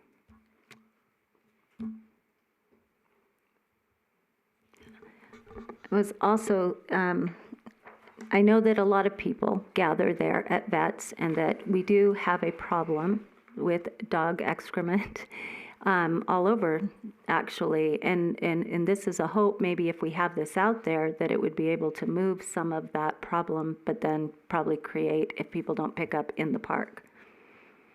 Yes, and I know Public Works has a part-time person that's his job. He goes around and has the envious duty of doing that, picking up the feces as a job. So yes, that would work. Okay, thank you. And a better idea, you think, then probably other areas where we'd have to start from scratch or do? Well, I think in talking with the Public Works Director, I think we looked at about $250,000 to start from scratch and build a dog park from scratch. And then you have the issues with the Southern Nevada Water Authority. You can't put grass in, so what are you going to put in? Artificial turf. And then there's a problem with that, keeping it cool in the summertime, and then the stink and that type of thing that you have to deal with. So in looking at all the other facilities, we kind of surveyed our existing park system. A lot of parks or neighborhood parks are too small and they don't have enough grass area. And this seemed to me to be a pretty good idea. This is really actually a great idea. Does anyone have any thoughts that they wanted to? Well, I would just comment, our next agenda item is a resolution that I've brought forward that would designate one of these fields for that purpose. So we've got another agenda item coming up on the same issue. But to get back to your item, with regard to things like saying we're going to have times, I have several questions with the agenda item that you've recommended here. One is the fact that suggesting a 6-month period of time, it really appears that we've had a years-long experiment here that has not worked. We have hundreds of calls every year regarding dogs running at large, threatening people, biting other dogs. This is a significant problem. And one reason that other communities have dog parks is to do just that, to allow for an area where dogs can get some exercise without threatening other people. So I think that's a very significant thing. And to say that, well, we'll take another look at this, we'll wait a little bit longer. We've had years of experience with our current code. We know what the outcome is. We know what the situation that currently exists is. Without having designated areas for these animals, we're going to continue to have that. So whether this is an experiment or a study period or whatever it is, I think we have ample information regarding the outcome of the ambiguous language that was introduced into our ordinance. So I don't know what we would achieve by some study period for this. Law enforcement has provided information that they are unable to enforce this adequately. We have, I believe it is 3 personnel in animal control in the city. They work 40 hours a week, or in the case of the supervisor, I understand it's often much more than that. If we want to devote additional personnel to trying to control people who are not controlling their animals, then that's a staffing issue. That's something that we need to look at and say, we're going to hire additional personnel to address that problem. I don't think that that's really the approach that needs to be taken with this. The ambiguous language that we have in our current ordinance, we know that it's not working. We know that people are still getting injured. I received an email over the weekend of a person who was attacked and then threatened. There are these issues, and these issues are not only in our parks, because this ordinance applies to the entire city. So I don't know how addressing a problem with a dog park or that is necessarily going to prevent all of the other situations that happen in the city, because they do happen everywhere. They are not just happening in the parks. They're happening on streets, all over town is where the calls seem to be coming from, not in just our public parks. Also, within the current ordinance, I don't see any possibility where there's an allowance for certain periods of time. That doesn't seem to be specified in there, and it is not really addressed in the information that's available right now. There's a problem of how we make the public aware. Do we put up signs all over the parks that say, you can do this, but you can't do that? Is that every single park? Because that seems to be a real issue in town, is that it is every single park. So again, I don't know that the current ordinance even allows for us to do that, and I don't know how we communicate with the public so that people who have dogs know what time it is, and people who would just like to use the park every once in a while also are aware of those times. And we are seeing residents, I've heard from residents, that don't use the parks anymore. They don't feel safe when they go into the parks because of the number of dogs that are running at large.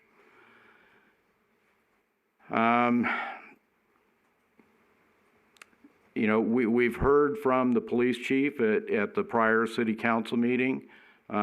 He was unable to find a city that did not have this type of ordinance. So again, I think the evidence is clear of how often we're having a problem here, and the fact that we're then going to enter into some sort of study period doesn't really address the problem that it's not just the parks. As I said earlier, this problem exists everywhere in the city, not just in the parks. The suggestion about Oasis Park, Councilmember Jorgensen apparently has heard from someone. I've heard from others as well. People don't want a dog park in their backyard. That's not a desirable thing to have when you've been living in a residence for a considerable period of time with just a park, a general use park, and not a dog park. We're getting to the point now, again, the email that I received over the weekend from a resident, people are threatening each other with guns now. I don't know how we get to a situation like that. And as far as the burden on the different departments, we're looking at designating perhaps existing parks. I had asked for information on how often these different fields are being used, and quite honestly, the information I received really doesn't allow for any examination of how often they are being used. It just gives, like in the summertime we use this, September to November we use this. I think we're going to have to make a decision. The plan that has been put forward with one of the parks at one of the ballparks at Hemingway, again, that's in my recommendation as well on the next agenda item. Anyone else? Councilmember Jorgensen, if you'd like to respond. Yes, thank you. So I see that you too are looking at an option for a dog park for the residents, and I think that's great. I honestly think that's great. This was meant to be a discussion so that we could provide options for the people in our community. I 100% agree that we need to have language written in that helps protect our community. The way that the past ordinance was written was more punitive than I thought it needed to be, and it excluded areas such as the desert. So it might have been a language issue last time. But it does not take away from the fact that it is important that Anne is able to do her job and feel comfortable in her job, and being able to enforce it. So yes, great. Does anyone else have anything about a dog park or any ideas or suggestions or thoughts? I know people were. Councilmember Bridges? Yeah, I know I have a very narrow view of the world. I understand that a lot of, this is what I've heard, and whether it's relevant or not. There was a group of people that was using the baseball field, one of the ones that's been recommended, and sort of took it over.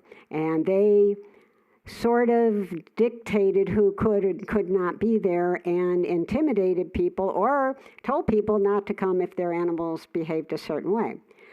Those people retaliated by showing up early in the morning and spreading dog feces all over the back end. And then everybody else got upset. I know I used to go there with my 3 dogs, but I have 3 dogs that have 3 different needs, and it was just a pain. But I'd get there and it would be locked up. It would be chained up. But this is a group of people, and I'm just saying that there also seems to be a problem, and there needs to be address another issue, because great, we have these parks, but we may end up running into that same problem. So I don't know whether there's a solution to that, but talking to someone who talked about the problem, I knew exactly who they were talking about. And I knew where this retaliation, this insult, this bullying, all of this happens to be a problem. Okay, I love the idea of using those 2 backfields of the 2 baseball fields at Veterans for that purpose. I also, like I said, I have a narrow view of the world. I live across the street from Bicentennial and Wilbur Park. I have never seen in 10 years a problem there. I would support, and I know this is not traditional, hours available at that park, at those parks, or another, where the people who are coming and have been doing this for years and years and years. Again, I'm sure the argument is, okay, now we have that, now we're going to bring other people over because now we're saying you can use this. But to have a test period for allowing the current kind of issue, the current kind of ordinance at specific parks, and because that's what I see. That's where the loss is there's 2 universes going on, and I guess my feeling is there a way to support both universes? In addition, I wanted to know, and it's a question for our city attorney, at what point does a violation of the leash law ordinance become a civil issue rather than criminal? A code change would be required to make the penalty civil in nature. Currently, the penalty is criminal in nature. Okay, now does this have to do with the traffic violations? Is that a similar time frame, or the 2 have nothing to do with each other? The 2 have nothing to do with each other. I would like to look at the code and look at making a lot of our smaller violations, like zoning violations, business license violations, different things, civil in nature rather than criminal, because currently our code is entirely criminal. Right. So a code change to change a violation of this law could also be changed to civil. Yeah, as a part of that. But the traffic laws are automatic. That's been done by the legislature. That's legislative, Yeah. but we don't need to have that legislation. We will have to have our ordinance updated to make sure it's consistent. But generally, most traffic laws are done by the legislature. We do have some, but most traffic laws are legislative. But we would have to, in addition to changing the ordinance, we would have to change the code, having a violation of this specific ordinance as a civil violation as opposed to criminal. Yes, a code change would be required. Okay, that's what I wanted to know. But that's, yeah, those are my three issues, because there's a whole behavioral issue going on, and I'm concerned that we're reacting to that, and there is another set of people who follow the rules, and they have their animals under voice control, and they peacefully meet in the evenings, and whether it could be from 7 to 10 at night,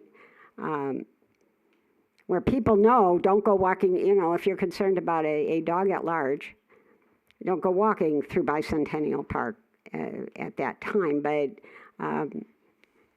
even if it was a temporary situation, I'd like to see that happen, because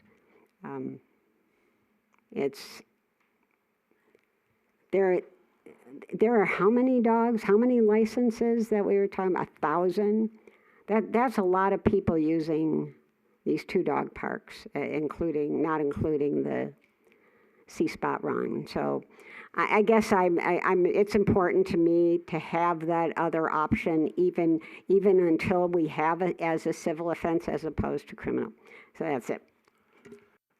Mr. Mayor? I'm still at a loss to understand how these time periods apply across the city. It sounds like what is being asked is that we turn our city parks into unfenced dog parks for certain periods of time, but it doesn't address the fact that animals are running loose all over town.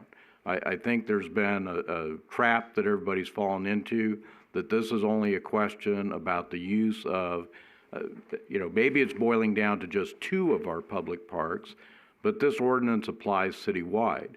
So is it between 7 and 10 p.m. that everyone should stay in their homes while people can let their dogs run all over town? I don't see how this gets managed. And the idea seems to be, well, we're just going to pick a couple of parks and say that it's okay. If you want to propose that, then propose that. But if all we're talking about is, well, we're going to let people have their dogs at large during certain periods of time, then that applies everywhere. And I don't believe it's even in the ordinance that would allow for such time limits to even exist. I was I thought we were talking about the ordinance, but I'm talking about specific parks. I'm not talking about all over town. I'm talking about not allowing animals at large at Veterans Park and the soccer fields at all. I'm talking about specific parks that would allow that and have signage, because there are, people who have lived in this community for a long time who that's what they've been doing in these small groups for, I know, is 10 years I've lived here, and I'm sure it's gone on a lot longer than that. And to allow that at a specific time at specific parks and have it be, and you said have it over a period of a year or 6 months. See if that works. I mean, it might attract everybody else who has dogs and wants them to run at large, and now they're all going to be running around at Bicentennial Park and Wilbur. But like I said, I hate to think that we don't leave that as an option for now. Mr. Mayor? Mr. Hall? Thank you, sir. This is the 2 fields that I was talking about that Scott Henson brought forward as at Veterans Memorial Park. Okay, and the reason why is because with the 2 fields, the Little League require a 200-foot fence. On the Hemingway fields, it's our regular softball field, and we don't. The field is 300 feet, and there's people that in our adult programs that hit it out of the field all the time. So this concept wouldn't work at the Hemingway fields because that's an adult softball field as opposed to a little league field, which is quite a bit smaller. So just a clarification. And again, we have an upcoming agenda item where. Yes, sir. That is part of the suggestion within that. Councilmember Adams? Thank you, Mayor. I guess my question for clarity, because I feel like it's been touched upon, but Madam City Attorney, with regards to posting of appropriate times for off-leash at parks, how would that be enforceable if the current ordinance stays as is? Would it be any different, or would we? I guess what I'm asking is how, if there's no actual enforcement in our ordinance that would allow for that, or we post the times, but if the ordinance still says that they can have a dog off leash as long as it's under command of voice, then we still have the same issue, and all we've done is add signs to the park. I guess. Well, as I've stated previously, leashes are already required in our public parks. It's a completely different section of the code. In section 757, it says that it is.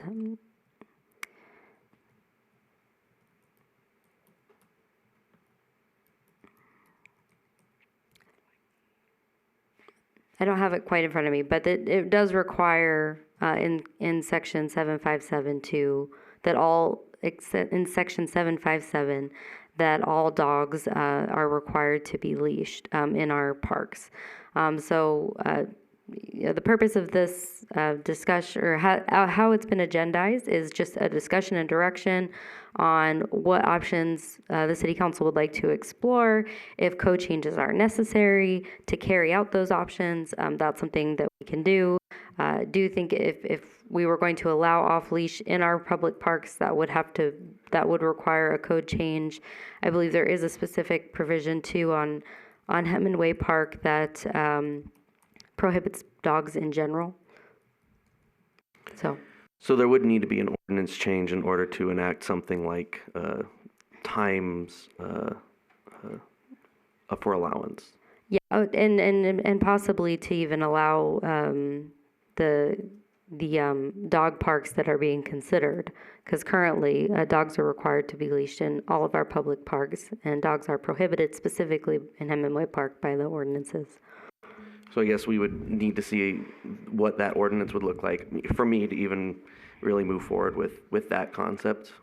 Yes, the at-large ordinance is what has the reasonable control exception, and the at-large ordinance applies generally, like to animals are generally prohibited to be at large, and then not considered if they're under reasonable control. So they're really two different changes there. There's two different ordinances at play.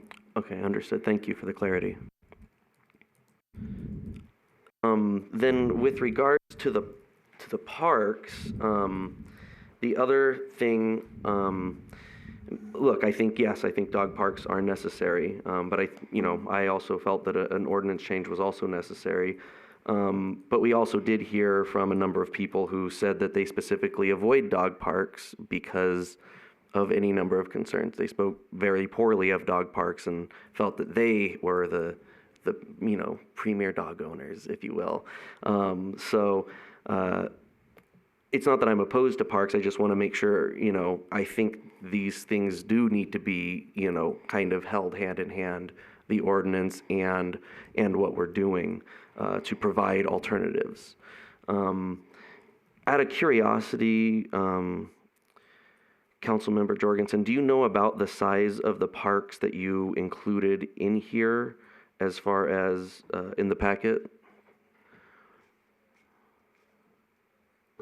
Those are ballparks at Heritage Park. I think that was the ones that, Chief, these are the ones that you gave me, aren't they? The Heritage Park ones, the ballparks at Heritage Park? Those are by your house?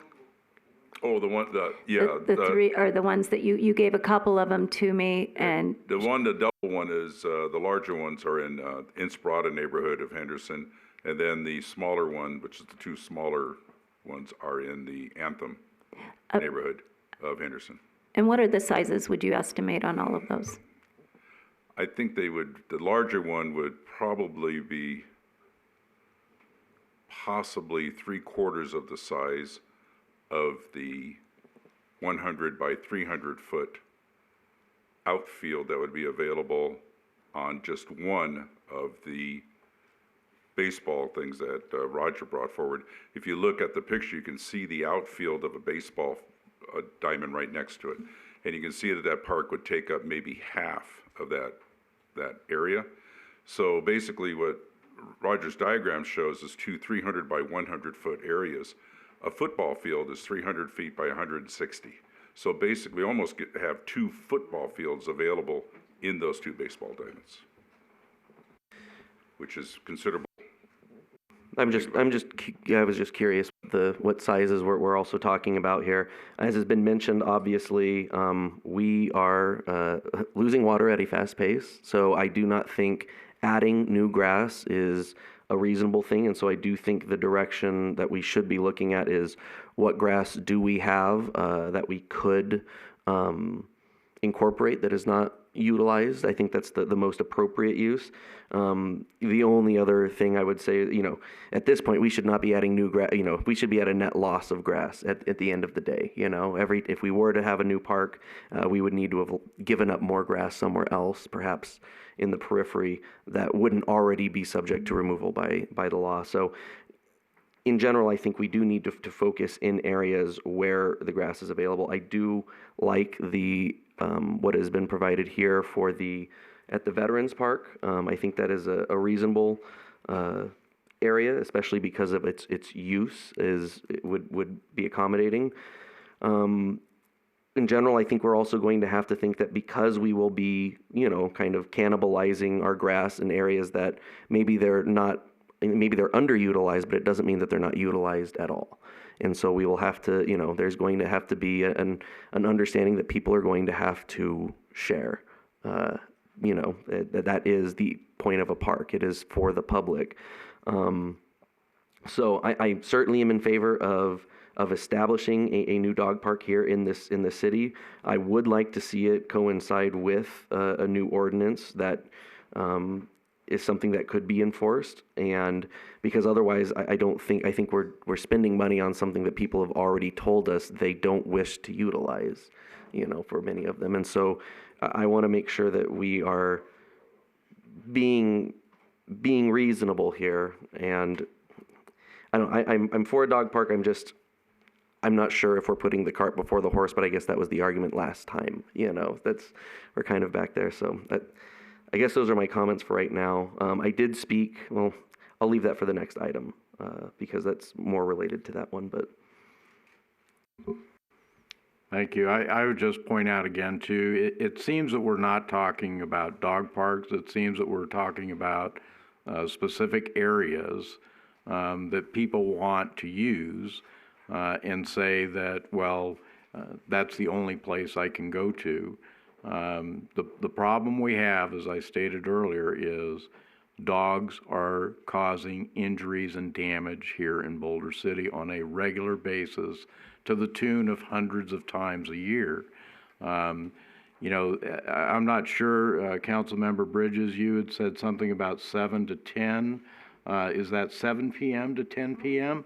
So our parks here then would be closed to the general public from 7 p.m. to 10 p.m. It would just be a place where if people wanted to come. I'm sorry. Yeah. No, I'm not saying that at all. I'm just saying that it would be a place where people could have their dogs. They're not running at large. They're just not attached to leashes and yet under voice control and able to meet for several hours in the evening at that time.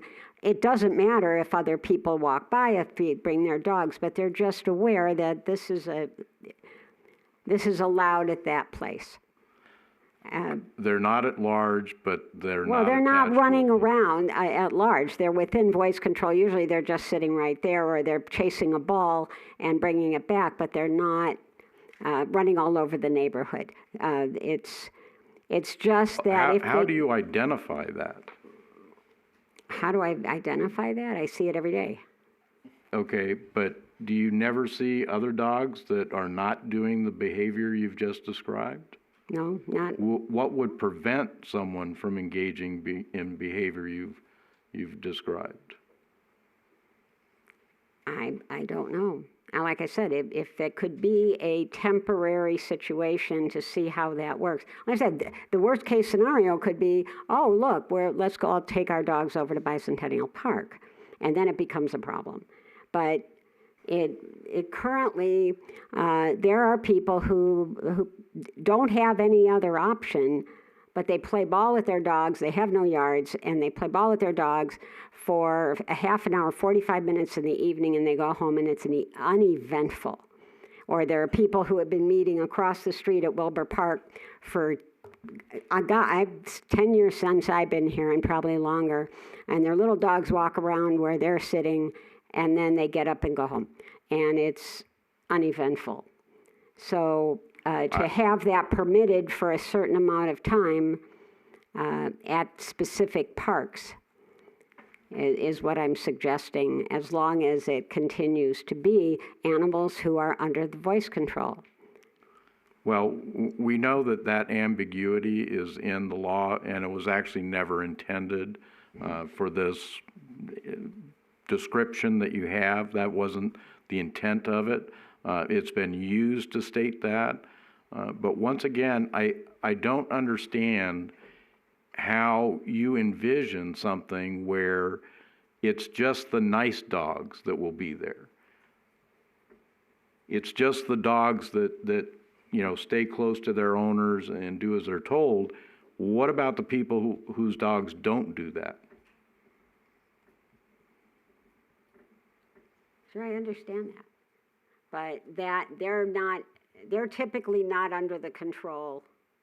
They're typically not under the control of the owner. But you can have that at a dog park. I've been to dog parks where you have 15 people standing on one side talking, and there's dogs fighting or being intimidated or acting out on the other end. It's just that they're not running outside of the fences. So that's perhaps the reason why every city has an animal at large law that prevents it, perhaps. That the animals simply are of a nature that they are not always under voice control, but maybe that's why you see these being so standard across the country everywhere. But Councilmember Jorgensen? Yes, City Attorney, do you have more clarification on our leash law at all, as it currently stands, the wording? Yeah, sure. There's two provisions. There's the Animal at Large Ordinance, which again is a broader prohibition of animals running at large. Within that statute, it does say that an animal should not be considered at large if they're under the control of the owner. I'm paraphrasing here. In addition, in Section 757, it is unlawful to lead, ride, drive, or let loose any cattle, horse, mule, dog, donkey, goat, sheep, swine, dog, provided that this shall not apply to dogs when led by a cord or chain of not more than 6 feet, except as elsewhere provided in this code. So that's where the at-large sort of comes in, and there is this somewhat ambiguity that people have interpreted to mean that their dogs can be off-leash. But again, the general rule is that the dog has to be off-leash or on a leash, but they're just not considered at large if under the control. And so that's the issue here. Can I ask a question really quick? So if we had signage in a park, say like she said, that said from the hours of 7 to 10, dogs can come here under voice control, or whatever we want to say as far as that, then on the hours that it is not those hours, would it make it enforceable at the park if they were there, not on a leash? Well, again, the issue is that our code says an animal shall not be considered at large while under direct supervision and control of an owner. So if the city council wanted to direct the staff to pursue certain hours, we'd have to review the code and see whether a code change would be required. I'd have to really research it and sit down and analyze it. It's not something I can just opine on here. But the purpose of this agenda item, I should say, or how it's written, is it allows the council to discuss what the various options could be, what each council member would like to see, and then staff can make any changes necessary for that, including code changes, capital improvement projects, et cetera. So if we did a pilot program or suggested a pilot program, 6 months was just a time thrown out there. It's simply that, right? A pilot program that can be pulled back at any time if there's deems to be some sort of problem with that above and beyond what we currently see. Yeah, I think that the direction would be to explore the pilot program. We would figure out how we would need to do that, and then we'd bring that back to you for approval. Yeah, is how it would work. I have a question. Before any of this, whether it's two dog parks or specific hours or parks, we have to have an ordinance change. Because right now, if you go into a ballpark and let your dog off the leash, it's at large. I mean, unless you're, by interpretation, calling it and it comes right back and sits next to you. So even when that group of people were using that ballpark, that Facebook group was using the ballpark, if their dogs were not within, were not able to be called back, they were violating the ordinance, correct? Because we don't allow it anywhere, including parks and ball fields, by ordinance. Yeah, it's really impossible to analyze hypothetical scenarios because each is so case by case. I mean, it says that an animal is not at large while under the direct supervision and control who is giving auditory and visual commands, provided that such animals obeying such commands and not in any way violating the provisions of this chapter. So, it's such a case-by-case analysis to whether a violation has occurred, which is part of the issue and what makes this statute difficult to enforce, even though, generally speaking, animals are required to be physically restrained. Like I said, I think, whether a code change is required depending on what direction we receive, the discussion would be most productive if it focused on what result was wanted, and then staff can bring back what steps are necessary to achieve that result. Okay. But I go back to, if we want to have dog parks, and by necessity, people are not always just calling their dogs to come right back and within voice control. That part of the ordinance needs to be changed first before we even have dog parks allowing somebody to walk in and just let their dog run around. Right? Not necessarily. Yeah. Again, that provision applies. Okay. Generally. So we could have dog parks now without changing anything, and then change. You would be directing us to create dog parks, and we would bring back to you the steps necessary to do that. Okay. And so. And also the code change from criminal to civil. If that was directed, okay. This is more focused. This is on the ordinance. The way the agenda item is drafted is more focused on options available, off-leash options available, right, rather than. Okay. Yeah. Councilmember Jorgensen. So at this point, you're looking for direction? Has everyone commented or said what they want to say?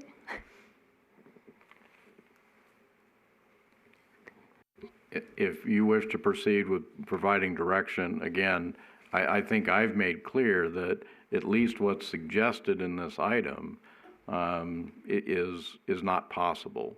And that it seems that we've boiled down to, well, if it's people that are well-behaved, then they should have an opportunity to continue on. But that's not how laws work. Laws are simply not enforceable in that manner. So I'm happy to listen to whatever recommendations you may want to make, but I have some concerns. Okay, thank you. So I guess I would direct the staff, I've never really done this, so if you want to help me along, this would be great. It'd just be making you would make in the form of a motion, bring a motion to direct staff to X, and then we'd see if there's a second and then a vote. Okay, I'd like to make a motion to direct staff to bring forward, number one, the dog park that we were looking at area out in the field, and maybe one other option that they feel would be viable, so that we have options there. And number two, I would like to make a motion to have staff look into hours at parks and what would need to change as far as code and or signage from what we have currently. Second. Have you seconded the motion, Councilmember Bridges? Yes. Okay. For discussion then, I'm still not clear what it is, especially towards the end of that statement that you're looking for. If you would like to try and help me out before we call a vote. Sure. You mean specific to hours at parks? Hours at parks, and what parks are we talking about? Are we talking about all parks? Are we talking about some parks? Sure. Currently, what we have going on is at Wilbur Park and Vets mostly, so I think those are the two currently until we have a dog park there if we get one there. And I'd like to look for morning hours and afternoon hours. At what park? Vets and Wilbur. That's the one up here, right, Bicentennial, or is that? Wilbur Park is across Colorado Street from where we're sitting now. I just hesitate on looking. I would specifically look at smaller parks. I think a lot of the problem right now occurs at Veterans Park, and it's also an athletic field, isn't it? Where a lot of people are running their dogs now. Isn't it a soccer field? Or it's a multi-use field, correct? Basically, if you look at the park system, Wilbur Square is the big park right under the Bureau of Reclamation. There's a group that come out in the morning and in the evening that run their dogs there. Also, there's a group that come out at Veterans Memorial Park on the west side of the park. And I believe they come out in the morning and the afternoon as well. So those are the ones I've seen. I'm sure that people walk their dogs all over Boulder City, but those are the two that have two defined groups that come out and use the park.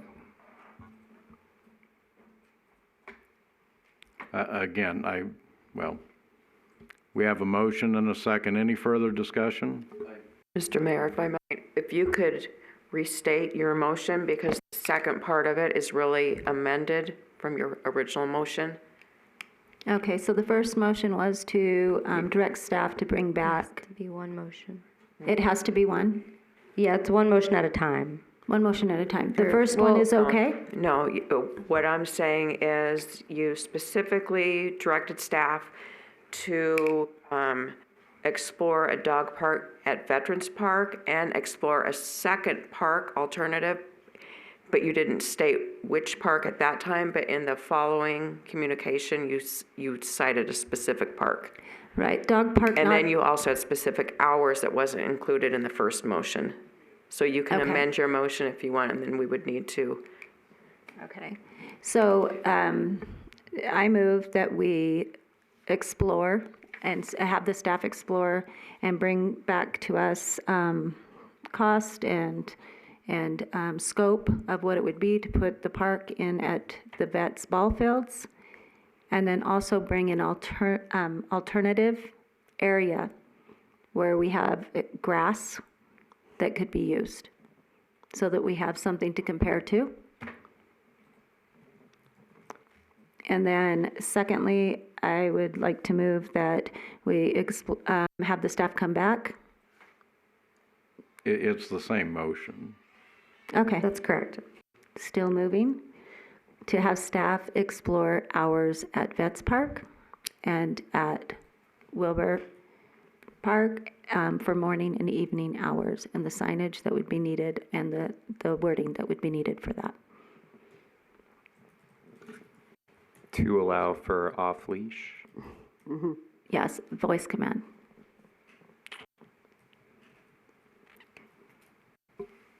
Second, is that what's required? Okay. Madam City Clerk, is that sufficient? It is, thank you.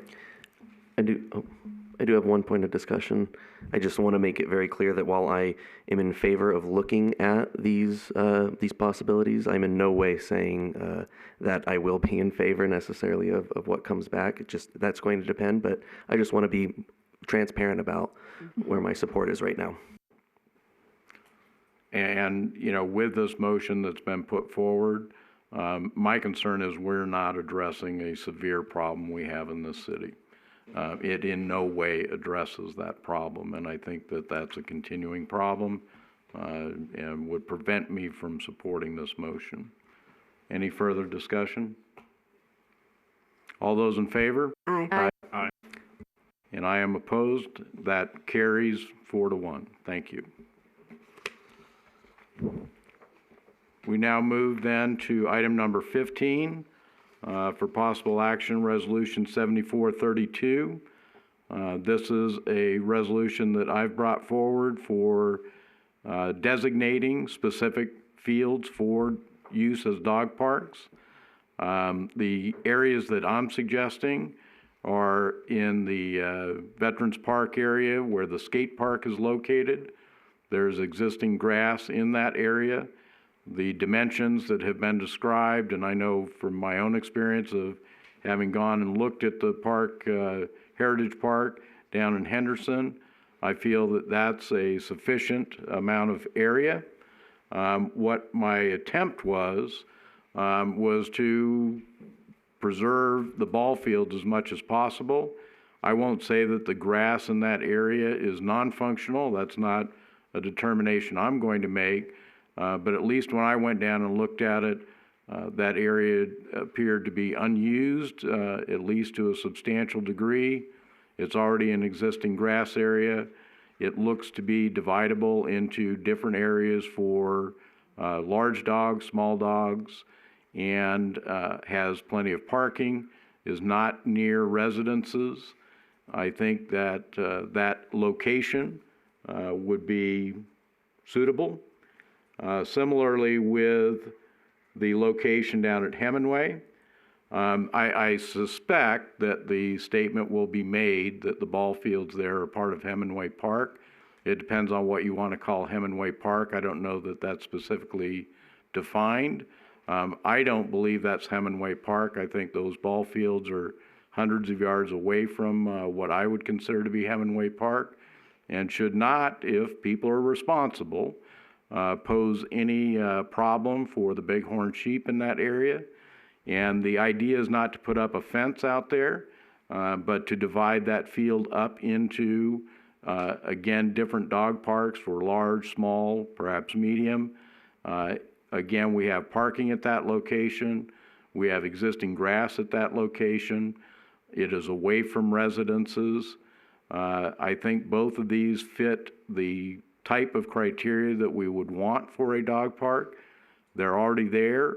There would be an expense at the skate park for the exterior fencing that would be needed, and also at the ball field there in Hemingway. There would obviously need to be some fencing inside if the desire is to have fields for large and small dogs. I think that exists now. And I think there are people who have already brought forward that, you know what, if there was a place with grass, they would be happy to use an enclosed area and not have the issues that we have with animals running at large.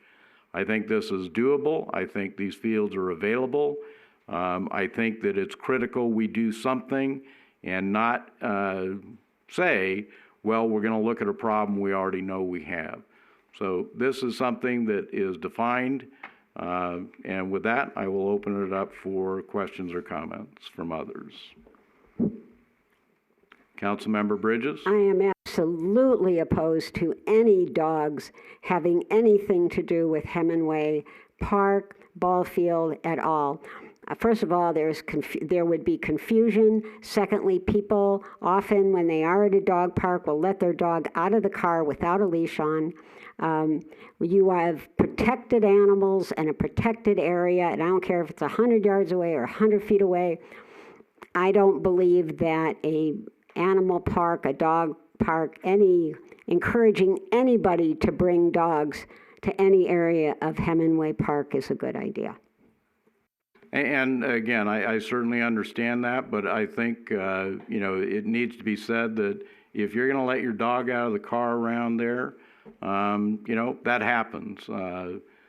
People are bringing dogs to that park now, even though it says that they're not allowed, and I don't know how it came about. People seem to make rules about things. Is that within the ordinance that specific area was prohibited? Yes, it is specific. Within the code? Mm-hmm. And is that in Section 7 also, or Chapter 7? Yes, it's Section 757, subsection E, wildlife protection, and then subsection 3, all dogs leashed or unleashed within Hemingway Park for the protection of bighorn sheep. All right. Is prohibited conduct. Thank you. And again, I think this is some distance away from that. I also think that what has happened there is we're inviting everybody to go down and see the sheep. And actually, we're inviting the sheep to come somewhere so that everybody can see them. If there's a problem with bighorn sheep, with wildlife, it's the humans that are drawing them in. That was never designated as a place where the sheep were. They actually used to live up in the mountains. That's where bighorn sheep are. But the city has taken it on itself to provide an environment for these bighorn sheep and then invite humans to come around them on a regular basis. So I understand your reservation. I certainly have that reservation as well. The other thing about this is to provide dog parks that one at one end of the city and one at the other, to give people some choices. I understand your preference is, to just allow all of the parks to be used for that. I think we need these designated fenced areas to control these animals. Any other questions or comments? Councilmember Jorgensen?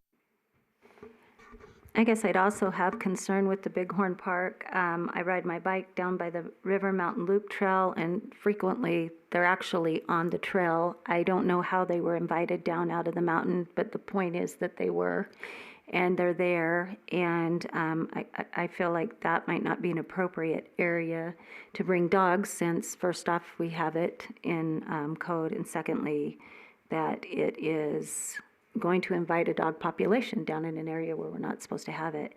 Would not be opposed to looking at the cost of Boulder City Skate Park area versus maybe the fields, and seeing what the cost difference would be to add the park area there, the size difference or whatever.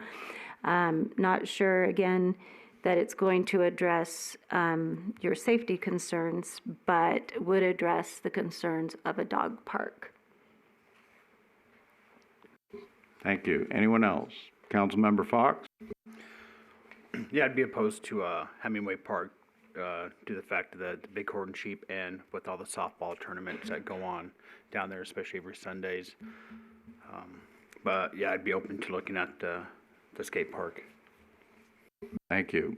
And again, part of the problem is when I asked for usage of these fields, the information was so general, it's just impossible to tell. The information that was received from Parks and Rec, you're saying that there are tournaments down there every weekend. I don't see them. And that's why I asked, well, how much impact would this have? That the information was just too general to make that determination.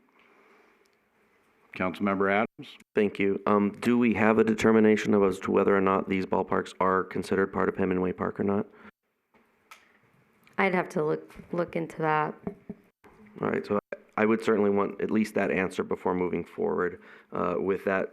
With regards to the skate park, because it does seem like everybody has, is considering this, I did reach out to some people who I know do utilize the skate park, and their thought they didn't see any inherent conflict going on with that. Of course, with the recognition that, hey, we were here first, and not everybody likes, the skating and biking and everything that goes down and around the area. And particularly, they said what it was said by almost everybody that I spoke to was that southeast area that borders the smaller park. That park is probably the least utilized of the two areas, and when people are using the grass around the area and stuff, they are almost never over there. So certainly that southeast corner, I think would likely be a good use for that area. Whether or not we want to fence off the entirety of the surrounding area, I do know that people, especially between the parks, are used where the trees are located. With regards to the Veterans Field, or the ball fields down at Veterans Park, I think that seems to be a reasonable, being that the use is only for a specific group of, it's for Little League, is that correct? And how often is Little League in use, or how often is Little League using these parks? Well, actually, they're using them all year long. Now, they just established, obviously their summer league is the normal baseball time, but they have a fall league as well, so they're utilizing that as well. I certainly don't have a problem with exploring that area. I don't have a problem with exploring the skate park area. I don't have a problem with exploring our different parks and designating them. Personally, I think it seems to be that I'm not ready to go forward unless we've made a determination on whether or not those ball fields are part of Hemingway Park or not. Even still, I might be very concerned introducing the dog population out there being so close to the bighorn sheep, regardless of who's responsible for the bighorn sheep's proximity to the public. I would certainly be in favor of that southeast corner of Boulder City Skate Park being utilized as a dog park. I would want maybe a little bit more input from the area if we were just going to fence off the entirety of that region. So those are my thoughts. And I would note that at that location, the land on the east of the skate parks, there's a significant slope to that land that, if you want your dog to exercise, there's a hill they can run, I guess, but there is a significant slope there. And as far as the area in between, no, I don't think that's appropriate. Any other questions or comments? Well, again, I think that it's absolutely essential that we get a dog park that satisfies people who say that they must have grass for their dogs to run on. I know from looking at the number of dog parks that are in the city of Henderson, I believe the number is actually 19. That works out to be about one dog park for every 16,000 people, which is what Boulder City has, 16,000 roughly. Number keeps shifting around, but so I'll be happy to amend the resolution to exclude Hemingway Park, even though it's not Hemingway Park. And the problem at Hemingway Park is the fact that the humans have drawn the sheep in and then said, oh, you can't do that, except we allow the humans to be there at all times in a very close proximity to the sheep. So if the concern is about the welfare of the sheep, we're no longer treating them as wild animals. So I don't know, maybe we could put a fence around there and call that the sheep park or something. But again, I do think what's critical here is that we designate a specific area and identify it as a dog park. So I'm happy to amend Resolution 7432 to name only those areas around the skate park and to make a motion to approve 7432, identifying solely that area as a dog park. Anyone wishing to second that? Then we shall move on to our next item, which will be item number 16. Oh, and one last thing I would say then, we've accomplished nothing regarding the dangers that we have from dogs in this city from what we've done this evening. Moving on to item number 16, for possible action, discussion and direction on draft request for proposals for municipal code. Madam City Attorney. Yes, good evening, Mayor and Council. Item 14 for you today, or 16, excuse me, is the discussion and direction on the draft request for proposals for municipal code writing services. As you know, on January 11th, the Mayor and City Council directed myself to work on a request for proposals for the retention of outside counsel or a consultant to assist in amending certain sections of the city code. Following that direction, I reached out to the city department heads and asked which areas of the code they felt were most in need of revision or update. Within the scope of services, that is within the RFP, I drafted that based on the recommendations of staff and myself and my own experience with the code. So those are before you. If you approve the scope, then we will issue the RFP and then bring back any responses to you to select a consultant to update these codes. Thank you. Questions or comments regarding this item? Councilmember Bridges? Yeah, first thing that comes up is where does the number $500,000 come from? Oh, I apologize. I meant to touch on that. We have, this will be later presented to you within the budget, but we do believe this could be a use of ARPA funds. That decision will be made later, of course, but we have tentatively, which in a budget that will be presented to you later, have up to $500,000 budgeted for these services. Again, that would be approved later. The consultants, when they respond, will provide us a budget. So we don't really know what this will cost yet. When we get those RFP responses, they will provide us what the cost would be. So this is just a maximum number? This is what we've tentatively budgeted, yes. I mean, that would be presented to you as part of the budget process later. This is just approving the RFP to go out and get those bids. And then we can bring those bids back to you to select a respondent. All right, yeah, so I see. So there was no specific place that number came from. It wasn't like, oh, that's what somebody estimated it was going to cost. Yes, that we have not had an estimate, but we do anticipate it to be a costly. It could be within that amount. What is the time frame of doing a project like this? I mean, we're talking a year, 5 year. I mean, it seems like it's quite time consuming. That's part of the RFP. So the respondent would be charged with prioritizing certain sections. They would create a priority list of ordinances, provide cost estimates for each bill draft, and then suggest a timeline for review and adoption. So each code change would be in its own bill, and they would provide that as a part of the task. Okay, one more question. Mm-hmm. So I understand the ARPA funds have to be identified, the spending has to be identified by 2024, and then the spending has to be completed by 2026. Correct, at the end of each of those calendar years. So if this was funded by ARPA funds, then all the work would have to be, it would have to be completed within the next 4 years. No, just the money would have to be spent. So we would have to have entered into the contract for those services and dedicated the money for those services and paid for those services by 2026, correct? Correct. Yes. Okay.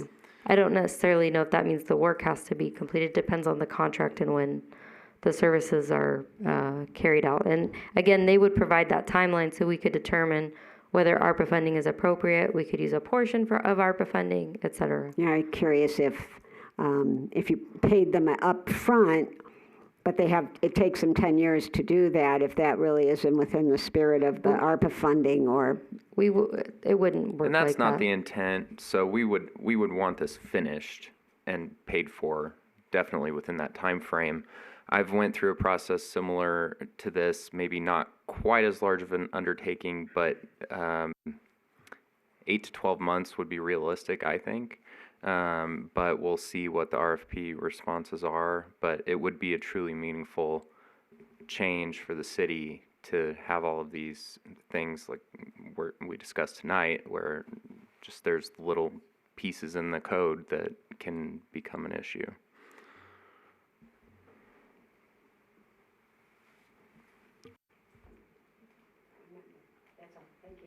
Thank you. Councilmember Jorgensen? Thank you. I just have a couple questions. I guess when I saw $500,000, that seemed a little concerning for me too, because that seems like an awful lot of money to be spending on that. I'm also a little concerned at why the scope is so large. Do we not have a process to identify problems as they arise and then deal with them during that time? I've only been the city attorney for a year and a half. I would say in other jurisdictions, the city code is updated periodically, regularly. Our code has not been updated regularly, and so there's a lot of really outdated provisions and that just are in need of revision. So that's why there are so many. But again, a part of the RFP response would be prioritizing these. With prioritizing them, is there not a portion of that that could be done in-house? A couple of those that could be done in-house, lessening the overall cost? That's just a question. Well, I do actually already have a draft of the public nuisance revision. So I am currently working on some of these. I mean, but some of them are very vast, and it would definitely speed up the process to have a consultant look at it. Surely I could do all of them in-house. We don't really have to go out for a consultant for any of them, but it just would take time because I'd have to consult with staff and we'd have to work on the revisions together and, on top of our other responsibilities. So just because these are large updates, they would just take more time if they were to be done in-house. But absolutely, they could be. So is this just to correct what is out of compliance with the state, or is this to also modify other parts of the code that just contain code for Boulder City? So this is both. This is to update for example, our public nuisance is not in accordance with NRS 268. So that's one issue. But some of our business regulations and our liquor regulations are just very bare bones. They're not robust at all. And so other municipalities have more robust codes that address more issues, are more up to date with the common business practices. There are remote businesses, there are all types of new businesses that our code doesn't even capture, things like that. And that's something that would be helpful to have a consultant for like a large revision like that, where they, there are consultants that specialize in ordinance writing services, and even the city of Las Vegas has gone to consultants. Like, for example, they used a consultant when they wrote their noise ordinance. It wasn't ultimately adopted, but they did have a consultant write that. So it's very common for municipalities to use consultants to do ordinance updates.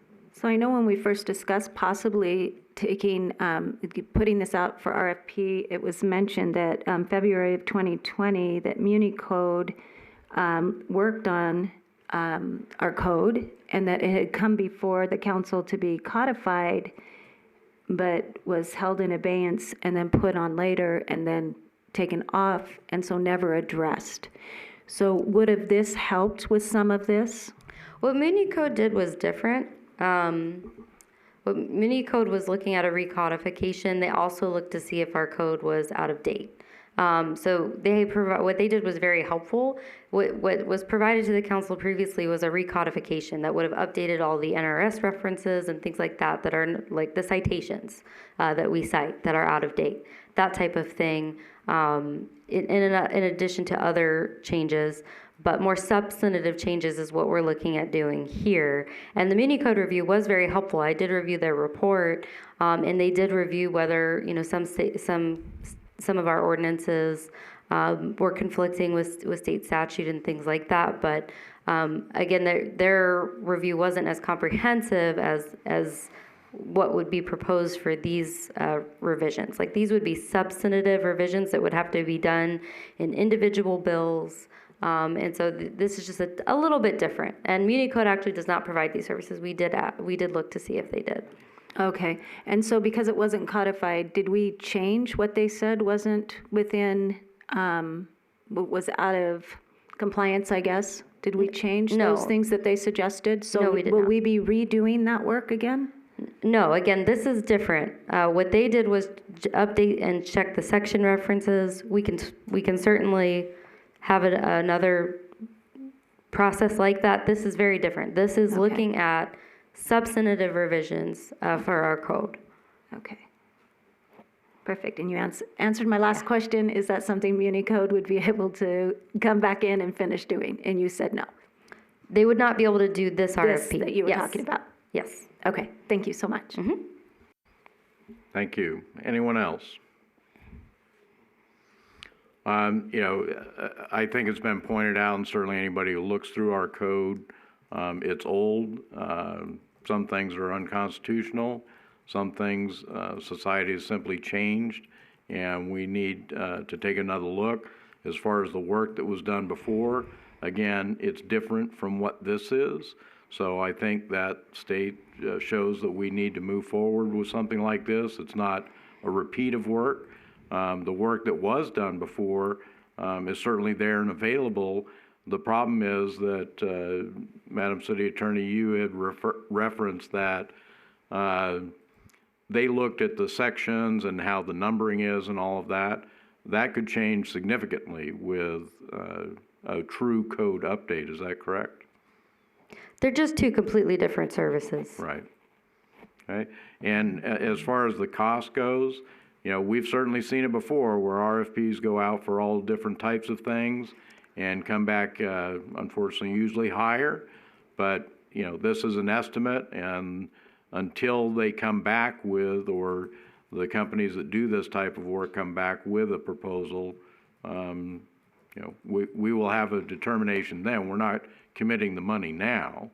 So I think this is a very worthwhile effort, and certainly one that's long past due.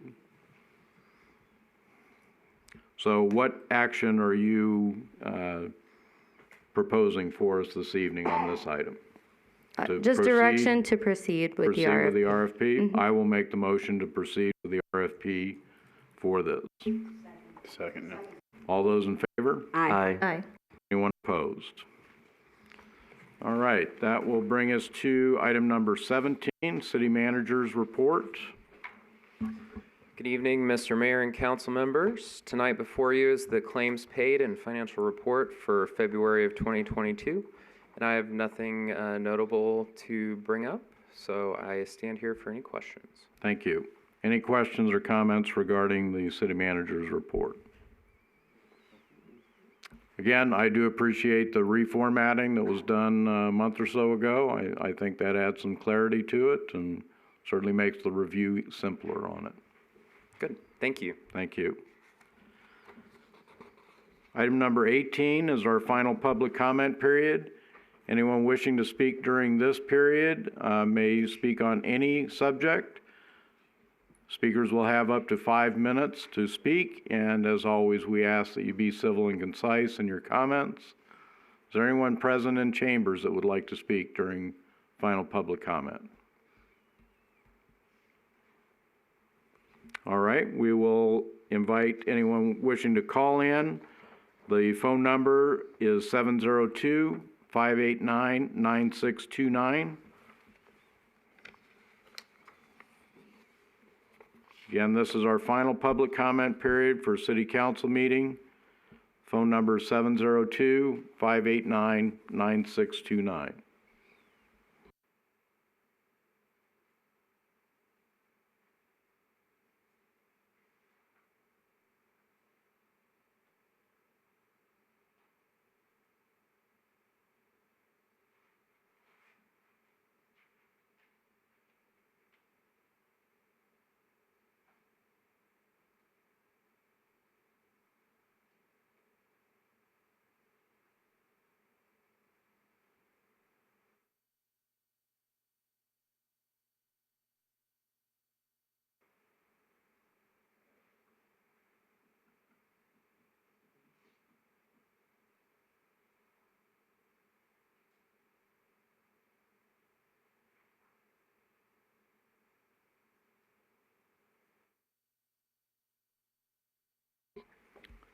This is the final public comment period for city council meeting. The phone line is available. Anyone wishing to speak, the phone number 702-589-9629.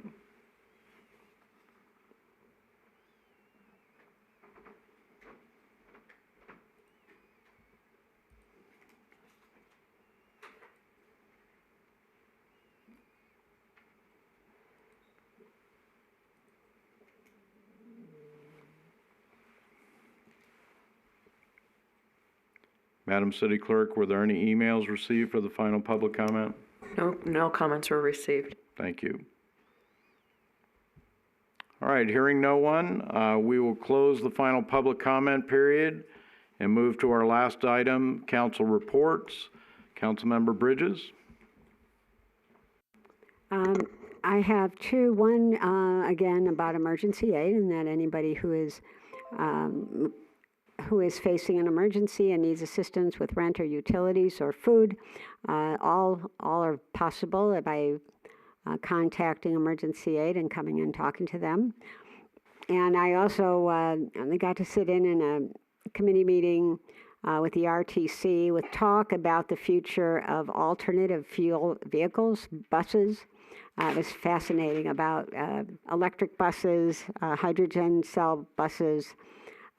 Currently, they're using compressed natural gas and electric. So all of those are being looked at, and it's a very exciting future of transportation. And that's it. Thank you. Thank you. Councilmember Jorgensen. Councilmember Fox. Councilmember Adams. Thank you, Mayor. I attended a Southern Nevada Water Authority meeting on Thursday, and I think it doesn't necessarily always need to be repeated, but we are certainly in a water crisis. For those who aren't aware, Glen Canyon Dam is about near dead pool, which means it would not be able to produce hydroelectric power. They think as early as next year, possibly sooner. That is Colorado River water.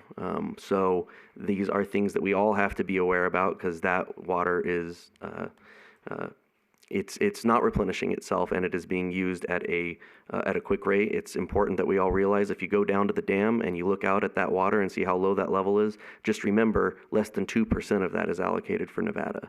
So we all have to be very, very cautious or careful, and we need to start looking forward so that we can avoid any. We're going to have to do our best to try and to mitigate as much of these problems that we are going to see. In good news that I heard from the Southern Nevada Water Authority, which I should hopefully hear more about on Thursday from SNHD, was that our wastewater testing that we are doing to detect COVID is at an all-time low.